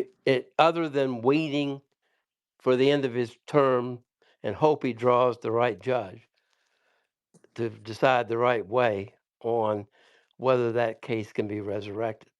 Or his vice president succeeds him. Right. Right. And then you're in the Ford situation. Yeah, he could resign on January 19th, at the end of his term. The the vice president who is in office for a day can issue a pardon, and he's done Right. with it, I guess. But Right. Well, I mean, there's always ways to game the system, right? Because the founders didn't think of everything. That's why we're having this debate currently about the recess appointments.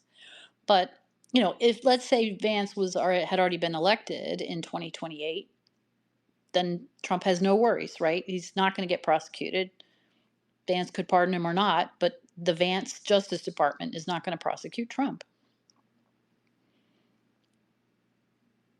if you had, you know, a mind like mine can conceive of all kinds of Machiavellian situations. You know, you know what I mean. Yes, I do. Yeah, So, uh, yeah, so the issue you're facing is both personal to this president and institutional right, to the presidency himself, and that is, as uh, uh, Ron points out, how do we ensure that the president will not have this sword over his head right. for the entire 4 years? Well, this is one of the things I've been sort of pleased, proud with us as we've gone through all of these issues and cases, is that we have tried to consider the office of the presidency, right? The executive function. Whereas the folks on the other side, they just seem so hell bent on getting this particular guy, that they're just willy nilly willing to undermine the office of the presidency and can't begin to see that that's not a good idea. But this is why we've been more right about things, I think, than them. That they just simply cannot be objective about this guy. It's astonishing to me. I think the bottom line is we don't know the answer. Yeah. We have some best guesses, uh, but I do say that I can say with certainty that right now there's a mechanism in place for one piece of that puzzle to be solved, and that is the role of a special prosecutor and the authority that he answers to. That's before the 11th Circuit, Right. uh, in the form of those co-defendants who still are subject to Smith's appeal. And if Todd Blanche and Emile Bove switch sides and decide as a matter of DOJ policy that they were right all along, that appeal should be dismissed. They can easily rewrite the regulations, take it to Congress if necessary, but ensure that going forward, uh, nobody like Smith ever gets in that position ever again. Right. Well, it illustrates the problem that we've had since Watergate with trying to make prosecutors independent, also with trying to make agencies independent, but that's an argument for another day. But, there's a reason that the independent counsel statute lapsed after both sides got good and gored by it. Um, they realized that that was not a good idea, but not for the right reasons, right? It's not a good idea because it's extra constitutional. There's no such thing as a prosecutor independent from the president, actually.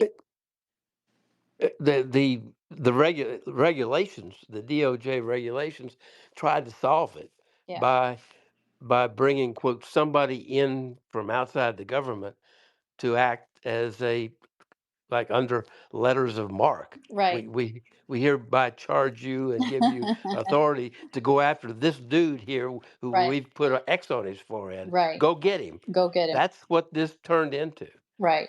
and there is no limit practically on that Right. There's authority. no limiting principle on it. Right. That's one of the problems. Let me ask you guys this. So, Mike Davis has been saying, I don't know if he's been saying this on Twitter, but he's definitely been saying it on the War Room over on Steve Bannon's program, that he thinks there should be a criminal investigation of some of these people. He's talking about under, I think, 241 ship. Does that seem right to you? Um, so 18 USC 241, basically for the conspiracy to deprive Trump of his civil rights. And Mike wants to include in that, under that heading, even possibly judges and definitely these prosecutors. I don't know if he means Smith, but he definitely seems to be including Bragg, Fannie Willis, and Letitia James. And his theory is that, these people have basically all got together and under color of law tried to deprive Trump of his civil rights and, upend our political process. What do we think of a criminal probe along those lines?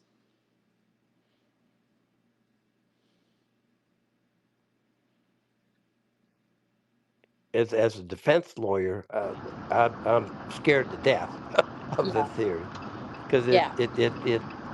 it has many of the same uh, problematic. Chip, is that you with all that background Yeah, noise? he's driving really fast. Yeah. Eh. Yeah, uh, it has the same problems of it's kind of an open-ended.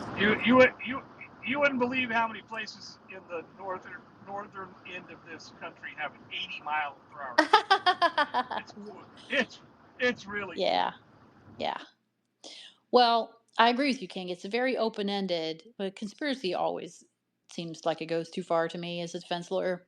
But I understand where he's coming from, which is these people did something that we all agreed we weren't going to do, which was use our criminal law against our politics. And you did it anyway, and somebody has to pay for that. Um, so there definitely has to be accountability, and I would think certain specific complaints and investigations. But in terms of a criminal probe, I'm not sure where I'm coming out on that yet. Ship, do you have any views on that as a former prosecutor? I think it belongs in Congress. I think it's Congress could dig this out if they really wanted to. They have subpoena power. They have the power to put people under oath and compel their testimony. And if they want to force them to take the Fifth Amendment, then force them to take the Fifth Amendment. I think more has to be developed before you end up in a criminal grand jury, federal grand Yeah. jury. I don't think it's there. Right. I agree with And Ship. I yeah, don't. and Mike is not a criminal lawyer, I will say, right? He's a civil lawyer. Um, so King, you're in agreement with Ship there? Yeah, I'm in. Yeah, you've got to have a bar to jump over before you even open a grand jury. They so far we haven't seen evidence of in deliberate criminal conduct. There may be some. It's Right. maybe worth at least looking at. Opening the probe. Well, I can Oh, tell you, I understand his anger, and I think there are a lot of people to the right of center in this country who would like to see some of these folks get locked up because of what they did, because they tried to derail our politics. Right, Ship, it's your point. The other side tried to determine who those of us on this side of the aisle were allowed to vote for. This is anathema to Americans. I understand why people are so angry and they want people punished for it. That feels right to me. But I know, as sure as I know I'm sitting here, it's very difficult to punish prosecutors and judges because they're going to say they were just following the law. And we don't want to set up a system where we punish prosecutors and judges for doing their jobs. But a lot of, especially the state court actors, it feels to me like, yeah, but you weren't doing your job. You were doing politics under the guise of law, and that's supposed to be against the rules. What do you guys think? uh, I'm still hesitant to go the criminal route Yeah. without a clear indication that there were crimes, and because in a way it's the flip side of the bar the ethics Mm-hmm. bar association uh, Going after Jeff Clark. It's kind of the going same thing. after the lawyers Right. on the other side. Right. Right. You know, But I mean, this goes back to a point that Ron made earlier, and that is, if only one side disarms itself, it's going to Right. continue to be attacked continually. And you know, the, when the conservatives have the ability to, you know, visit upon the Democrats what it is the Democrats have shown themselves so willing to visit upon the Republicans when they have the ability, until you feel the sting of that whip, you don't have a real fear of the whip. And so while you may not ultimately develop prosecutable cases, it doesn't take that much to justify starting to, spam the world with grand jury Right. subpoenas and force people to go through the very difficult exercise of being a subject of a grand jury inquiry. Right. And having to explain themselves and, hire lawyers and produce documents. Now, as lawyers, we're not supposed to be using the legal process to harass people. And I mean, but, so I go back and forth because I think, okay, on our side over here, we don't want to there's a break on us. We value the rule of law. It's not upholding the rule of law to break the rule of law. On the other hand, when the other side does break the rule of law, it's not like you can just say, "Oh well, that happened. Oh, moving on now." That doesn't feel right either. And I'm really angry actually that these people have put us in this position because this is really the problem. They have forced us into either trying to ensure accountability, right? Or making people so on our side, people who don't have power, making them so angry that it encourages people on our side to maybe go too far because something has to be done. It can't be that nothing happens. That's just not an acceptable answer. So I'm really struggling with what is the appropriate kind and degree of accountability here. But I'm all in. I probably people saw on my Twitter. I cannot do the whole. Oh, let's just do unity now. No, no, no. I'm not doing that. We have to do something. I'm going to use this example. Yeah, I would, I mean, again, I go back to, I think the right vehicle until more is known is Congress. But what you really need is you need the speaker to say, I am going to assemble a special committee. It is going to have one more Republican than Democrat, so as to overcome any, you know, uh, obstruction simply for a purpose of obstruction by straight party line votes if need be. And the marching orders are, you are to give no quarter. We are not going to, we're not going to be responsible for respecting people's Right. schedules. We're not going to give you extra time simply because you asked for it. You will produce the records at the date and time, where you will sit for depositions at the date and time on our schedule, not your own. But then you've got to have members that are committed to doing that. Right. I feel like people are going to think congressional investigation alone is insufficient. But the problem is the other mechanisms that we use for this are probably inadequate also. This is why I'm really struggling with it. Something has to be done, but do we even have the right tools to do them? You got another problem, and that is anytime you go after a judge or a lawyer uh, concerning malfeasance and criminality in handling a case, their defense is going to be, we were right, Yes, exactly. We were right and we were just following the law. and due process allows us to prove we were right. So I Yeah. get to try my case. Yeah. I Well, I get to don't have a try problem my. with that, I but finally get to.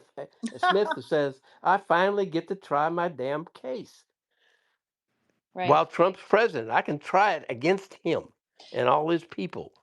Do we want to do that? Right. Do 4 more years of that. It's sort of like when you have to deal with someone in your personal life who has a mental illness or who has a personality disorder, and they're never going to understand that their behavior is unacceptable and imposes harm on you. They're not going to change because they can't, right? You can't spend your whole life wanting that person to have a huge, you know, uh, version a la St. Paul, and they're going to, see the light finally, because they're not going to. It has that same feel to it, me, Yeah. somewhat. So that's if one of those current defendants and soon to be former defendants, because these all go away, are interested in pursuing justice against the people who brought this on them. Uh, my advice would be consider where you are right now a victory. You don't want to turn that victory into an ultimate defeat. And morass. Yeah. But No, I know. and that's why it's not going to happen. Where I think the focus should be is on fixing our institutions so that they're not so readily used politically. Right. Now, what I will always tell people is any tool can be abused, right, by the person who wants to abuse it. So you can't fix this problem completely by using new rules or new tools or whatever. That's just not consistent with human nature. But I'm going to use this example. I'm going to try to be careful with it because it's more extreme than where we are, but it kind of illustrates the point. So bear with me for a minute. At the end of World War II, everyone knows, we prosecuted all those Nazis. One of the trials, one set of the trials, we prosecuted the judges in Germany, who many of them were not members of the Nazi Party, although some of them were. They had been judges before the Nazis came to power, and they misused and abused the law against more their own people than anybody else. The judicial system did, right? Um, and the because they bastardized the the rule of law and the procedures, they might have kept perfectly the same, but they still twisted and distorted the meaning of the law because for their own political purposes or to their own political ends. And these were men who had been upstanding, members of the international judicial community before this. Even they were misled by what happened in that time. And what we've had here is, of course, nowhere near as close to that. And I'm not saying it is, but it's kind of similar in a small degree in the sense of what I feel like has really gone wrong is some of our legal institutions, including some of our courts, not all, but some, it's like they have temporarily lost their ability to differentiate the law from the conclusions that they want, unconsciously, perhaps even politically. And I don't feel like we have ever had that problem, at least not in my lifetime, in this country. And we need to do something about that. But I think, are going to struggle even to get them to realize that that's what you did. Well, I have a view on this, and King may share it with me. I'm not sure. You're younger than both of us, but where I see the origins of much of what we face today goes back to the Reagan administration and the transformation mainly of the judiciary from a destination for good lawyers who were campaign contributors to good lawyers who are legal zealots, regardless Right. of stripe. Technocrats. Right. So the federal judicial appointment usually went to somebody who was active in campaigns, i.e., contributed a lot of money to the president who won. Were active in their party, but weren't necessarily legal Right. ideologues of any particular stripe. And it was the I think it began in the Reagan administration and then with the formation of the Federalist Party that created an overt counterbalance to what before that was kind of just an accepted, you know, generic, moderate to liberal Right. judiciary. When Republican appointees were in the mold of Right. Earl Warren or Warren Burger or John Paul Stevens, those were Right. all Republicans. And they famously became liberals when you counterbalanced them against, Brennan. Rehnquist and Scalia. Well, no, I mean I mean, on the radicals of the left were, Marshall and Brennan. I mean, yeah, Marshall and Brennan, yeah, going back to the '60s, Marshall Brennan, Byron White was the Right. conservative Exactly. Democrat, you know, so you had to some degree an ideological spectrum Right. in both parties that was represented on the court.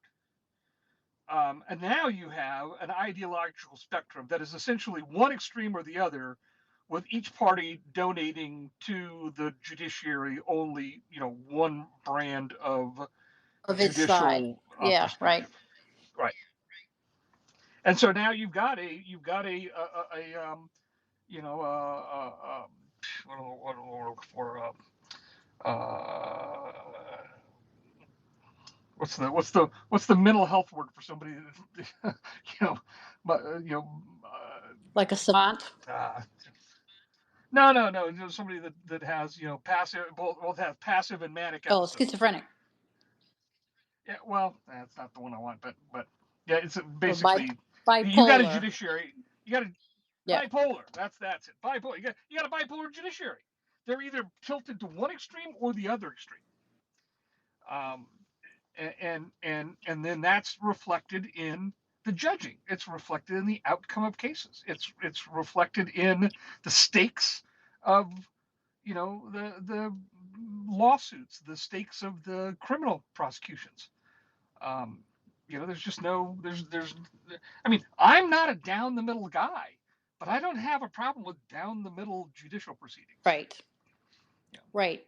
And that's John Roberts famously saying there's no Obama judges, there's no whatever. I don't know what world he's living in. That world doesn't exist anymore. Yeah, that's just yeah, he's just caught up in his the four walls of Right. his It office. used to be Sounds that like way. these I days. feel like it was that way when I was a young lawyer, but now it's so polarized. But I'm not quite following your point where how does that connect with what I'm seeing, which is these people, prosecutors and some judges, not all, but some, they, I think, left their roles as neutral decision makers. And maybe they did this without consciously doing it, but they did it, and the results are what they are. Well, I know. I think that's part of it. Is that's now part of the that's part of the price of admission to the So they're profession. they're You choose predisposed to it, is what you're sides. saying. I see. Yeah, Yeah, yeah. You choose sides upon yeah. entry. It's not. You don't necessarily just you don't start in the middle and gravitate to lean one way or the other based upon which Hmm. attracts you. The profession now has two doors to enter through, and what I lived through it, and what I've seen is when the Democrats have the White House, only one of those doors is open, and the line is out, down, and Right, around the block. And then when it changes parties, that door closes and the other door opens, and that line is down and around the block. right. And there may be So, nothing we can do about that, but what these folks have done is allow themselves to make decisions that are not judicial. Right? There is no other explanation I can come up with for how all but one or two judges on the DC trial bench could have concluded that 1512 applied to that January 6th situation and also maxed them out on the guidelines, right? If you had brought those uh, as many cases as that over a period of time in front of that same number of judges, half would have gone one way and half would have gone the other, or a third would have gone one way and two-thirds would have gone the other. It wouldn't be the monolith that it has turned out to be. There is something really wrong with that. or I mean, I can't comment Yeah. too much on that, but as another example is, you wouldn't have had all of the judges of a political of a particular political stripe saying this idea of presidential immunity is just Right, laughable. exactly. Right. When the three of us were like, "What are you talking about? That obviously there is presidential immunity. Are you insane?" Yeah, which was only then underscored by Dreeben in front of the Right. Supreme Court. Five Right. minutes into his He oral argument, he conceded says, the "Well, point. yeah, of Yeah. course there is some Right. immunity." But how many judges before that have said Just they didn't just exist. you know Tanya Chutkin. treated it as if it was treated as if it was just a Right. frivolous argument. Which it completely wasn't. Right. And this is what I'm saying. That I'm astonished to see judges doing that over the course of my career. That is not how they behaved. But with respect to this particular person, Donald Trump, or the MAGA movement, maybe, if you wanted to go a little broader, if you wanted to go broader still, the Republicans having too much power, quote unquote, in Washington. In the face of that, they have stepped away from their actual role as judges and have become partisan actors. And, that's really bad. We can't have the law courts acting in that way. I thought we all agreed on that, and this is one of the things that astonishes me the most and makes me the most angry. Is I thought we all agreed that this is not how lawyers and judges behaved. Why have some of us abandoned that principle? And I don't know how you get back to that. And this is really the problem. Once you've allowed yourself to be corrupted that way and convinced yourself you're doing the right thing when in fact you are absolutely not doing the right thing, I don't know where you go from there. Congress can fix it.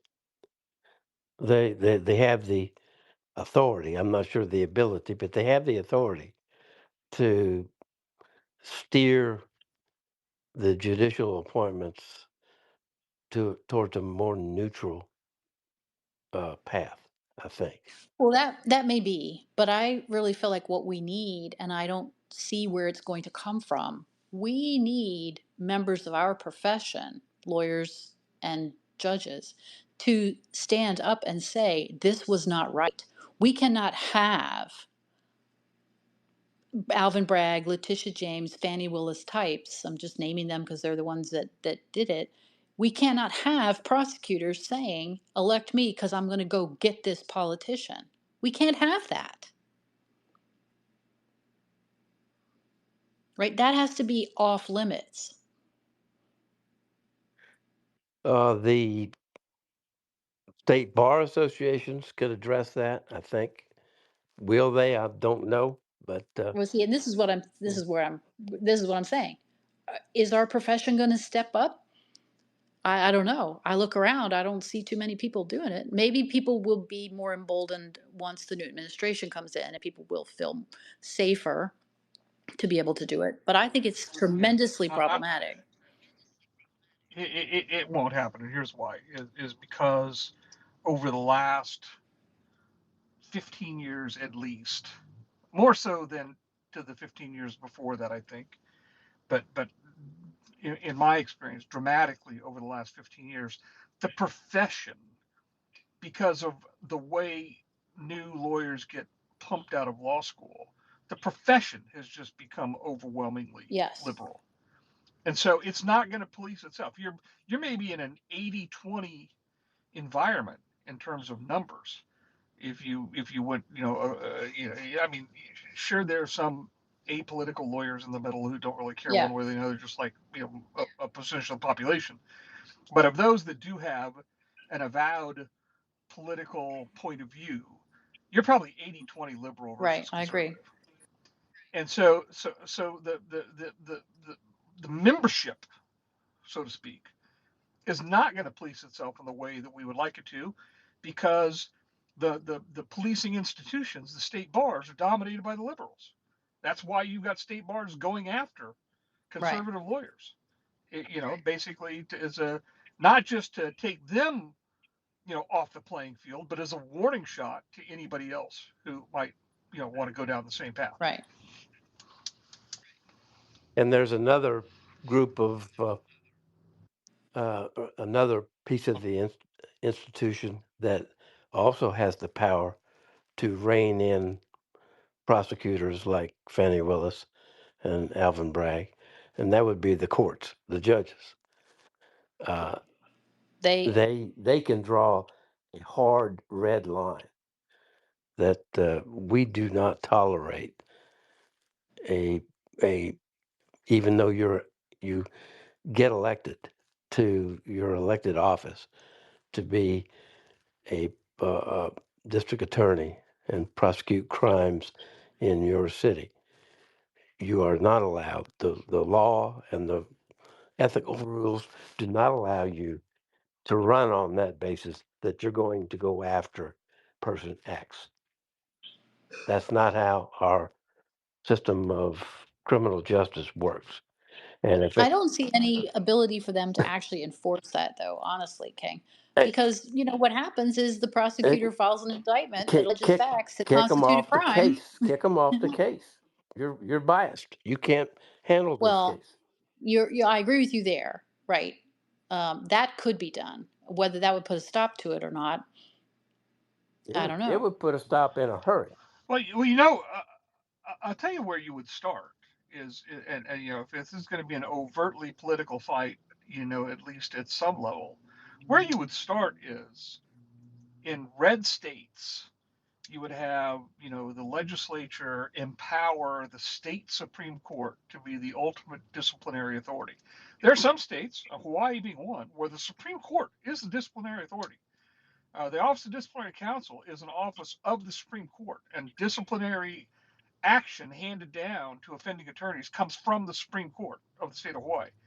And so if you had a circumstance where you had, conservative Supreme Courts in conservative states, such as maybe Texas, basically being the judge of last resort, so to speak, over these Soros prosecutors in the bigger cities in those states.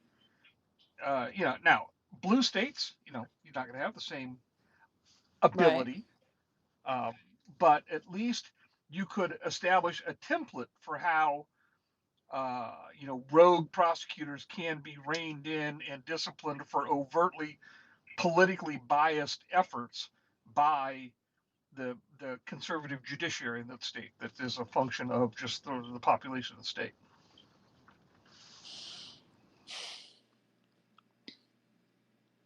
Well,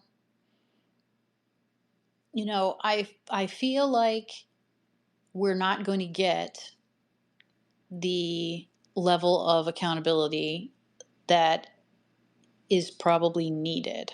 And this has me very worried. Well, but let's I always come now that I've had this experience in dealing so long in the D.C. circuit or the District of Columbia courthouse. It's like where does the public expect that accountability would be? Let's assume you could maintain some kind of criminal investigation. Where is that going to happen by Well, yeah, no, rule or this is by a law? problem also, a practical problem. Right. Right. It would be in the District of Columbia. What are the chances of winning any cases in the District of Columbia against elected Democrat officials? Zero. So it's an exercise in futility at some point. And so that's why I think the Congress is the better alternative. Now, I have in a promiscuous way suggested on Twitter that the nice thing about conspiracies is you can have venue in any location where an overt Right. act took place, and the overt act doesn't need to be Right. illegal. So now, you know, it'd be a knife fight over whether filing a conspiracy action involving Biden's White House counsel and Fani Willis could be filed in the Northern District of Right. Georgia, not in Right. Fulton County, but in the Northern District of Georgia, which is different than Fulton County. It's in Atlanta, yes, it is. Although you wouldn't necessarily have to file it. I guess you probably would have to file it in the Atlanta division, but it's not like getting a Fulton County jury. Right. Right. Uh, but I don't. That's sort of the entree. King was talking about being concerned about launching these kinds of criminal inquiries without better or more uh, Predicate basis. Yeah. uh, yeah. But you know what? You look at somebody like Fani Willis or Alvin Bragg or Letitia James, and you say your office gets a lot of Yeah. federal money. Is it all spent the way it Right. should be spent? Right. There's that. Is all the record keeping in order? And maybe some grand jury subpoenas to examine the practices are in order. And once that door is open, it can go a lot of different Yeah. places. What I think maybe the ultimate answer is that I was telling Steve this earlier today.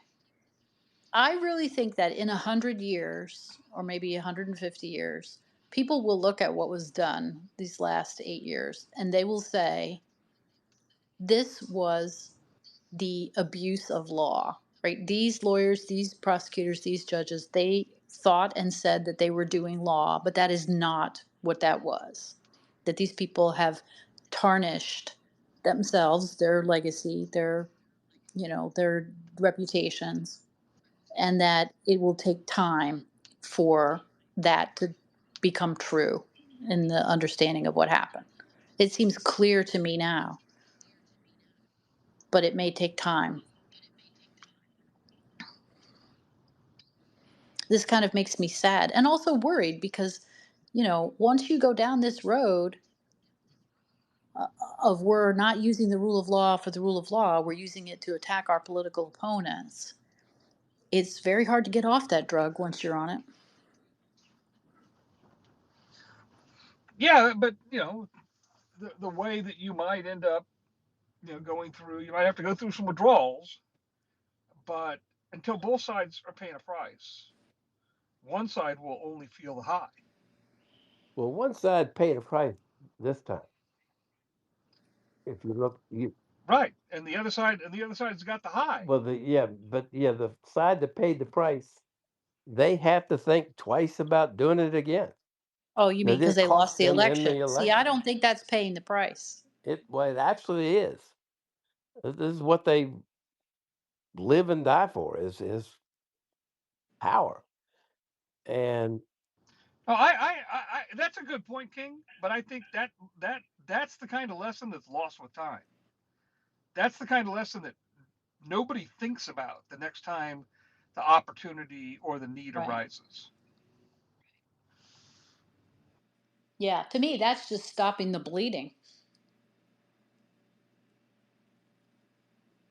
And it may not even do that. I'm appalled at how out front and open these people are being about the resistance that they're going to do to the next Trump administration.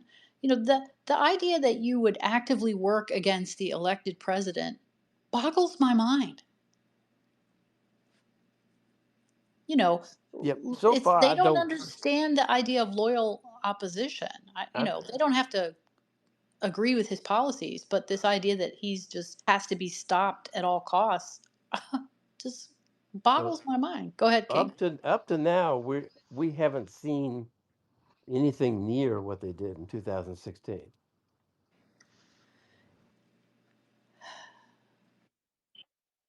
Well, I think that's mostly, at least over the last 3 weeks, that's mostly due to the fact that the Trump transition is has its Yeah, radar up much more than it did in 2016. It is not, I saw there's some reporting earlier today, and I've been disconnected from the news the last couple of days. But I saw some reporting earlier today that the Trump team has now announced that they will not be taking federal transition money because they do not want the involvement of any aspects of the Biden administration or to have to disclose anything connected to how they're handling transition, just out of a right, lack of trust. So it's all going to be privately financed, and they don't have to disclose anything under the current statutes, which I think are kind of crazy because Congress telling the president what he right, has to do right. coming into office. Uh, Well, that was designed to um, bridge the gap but that, between that public and private that we have in this lame duck period, right? So, which it has its own problems. But yeah, I don't well, blame them in a way. Look at what the people are like. Oh, it's terrible that they're not letting the FBI vet them. For fuck's sake, I wouldn't let the FBI vet my people either. What are you talking about? well, the FBI was vetting Trump people at the same time in 2016. The FBI was conducting a Right, undisclosed exactly. criminal Right. investigation. Surveillance. I mean, what are you insane? They act like that didn't happen. Oh, it's breaking the norms. No, breaking the norms is spying on a political campaign, you lunatics. It just boggles the mind. Did you see was it Fugazi? He was the deputy FBI director, right? At one point. Did you see his tweet about Biden should just by executive order tell the bureau that they should do the background investigations? I missed that. No, You can't even fucking do that. You have to consent to the background investigation, right? Biden can't just tell the FBI to open up investigations on all the people that Trump's going to nominate. On what basis are you doing that? I mean, these people they're totalitarians. This is the problem. Well, that's exactly it. The progressives simply fail to understand how their efforts to power drive progressive policies are in fact Right. fascist. That is an Right. authoritarian Right, approach to exactly. governing. We defeat the incoming authoritarian by having the current authoritarian issue executive orders that exceed the powers of that agency. What? Right. Because Because it's the it's the right right thing to thing to do. do. Right, exactly. It's horrifying. And that politicians act that way, okay, I can understand. Law enforcement, okay. But lawyers, judges, prosecutors? No. So, it's just, maybe I'll have to live long enough to see the vindication, is what the true answer is going to be. But I'm going to do some thinking about it because, I'm of two minds. We can't do to them what they did to us, in the sense that I'm not going to turn myself into an authoritarian because lunatics want to be that way, right? Like, that's not a solution. But just saying, oh, well, we have the power back, we should just go business as usual and put all that in the past, that doesn't look like a solution to me either. No, I think I mean, I'm disinclined to say, just start firing off grand jury subpoenas at everybody who has done anything modestly offensive on a political basis. But I do not think there's any avoiding, nor should there be, the need to just take a meat axe to large swaths of the entrenched Right, I bureaucracy. agree. And, you know, yeah, I don't know if anybody else heard Elon Musk's idea of like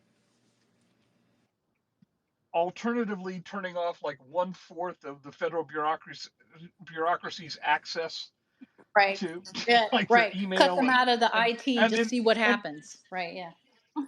yeah, and whoever doesn't respond gets fired Right. Oh my. because they're Right. not doing Good anything. grief. But Chip, that's step two. Step one is make them show up at work. Yeah, right. Because it isn't that they're not doing anything, right? It's they're doing shit we don't want them to do is the problem. Well, Right. I haven't seen anyone raising this. I'll float it out, see what you guys think, and we can talk about it tonight. Or if you guys want to think about it or do some research, we can talk about it another Yeah, day. Yeah, I need to sort of right. Yeah. So let me wrap up just my float this opponent out here. there, which is about this Doge, entity, whatever it is. I wonder how much the transition lawyers have actually looked at whether that's going to be viable at all, because I'm pretty sure there are precedents that even a voluntary effort like that, there's a whole bunch of requirements that you have to comply with, as if you were a government employee anyway, that I'm not sure Elon Musk wants to sign up for. No, I think they know that, and I actually think this is more of a concept Mm-hmm. than an actual intended reality. I think it's a bright shiny object for people to talk Mm-hmm. about, but and might generate some ideas, just as sort of an idea factory, but doesn't actually come into any substantial material shape or form. Aren't It they doesn't out look. recruiting right now? Yeah, I was gonna say it doesn't look that way to me. I think they're taking it very seriously, and I wonder if it's been explained to them the requirements that would be imposed on the two of them personally, Vivek and Elon, that probably they're not going to want to sign up for. But maybe they have lawyered it up. Elon certainly out lawyered them over that thing in Pennsylvania over the lottery. Oh, he might just say, "Oh, I'll take it up to a certain point, and then I'll just Right, withdraw." hand it over. Well, that's pretty much what he did with X, right? He worked on it for a while and then got people in, and he took a step back. So, all right. Well, I'm going to do some research on that. We can talk about that another day. Because if there is going to be a genuine issue there, I think the right of center needs to realize that sooner rather than later. Um, so, okay, guys. Well, All right, thanks for I need to sign thanks for off. chiming in. It's good to talk to you, King. It was fun to have Ron on for a little while.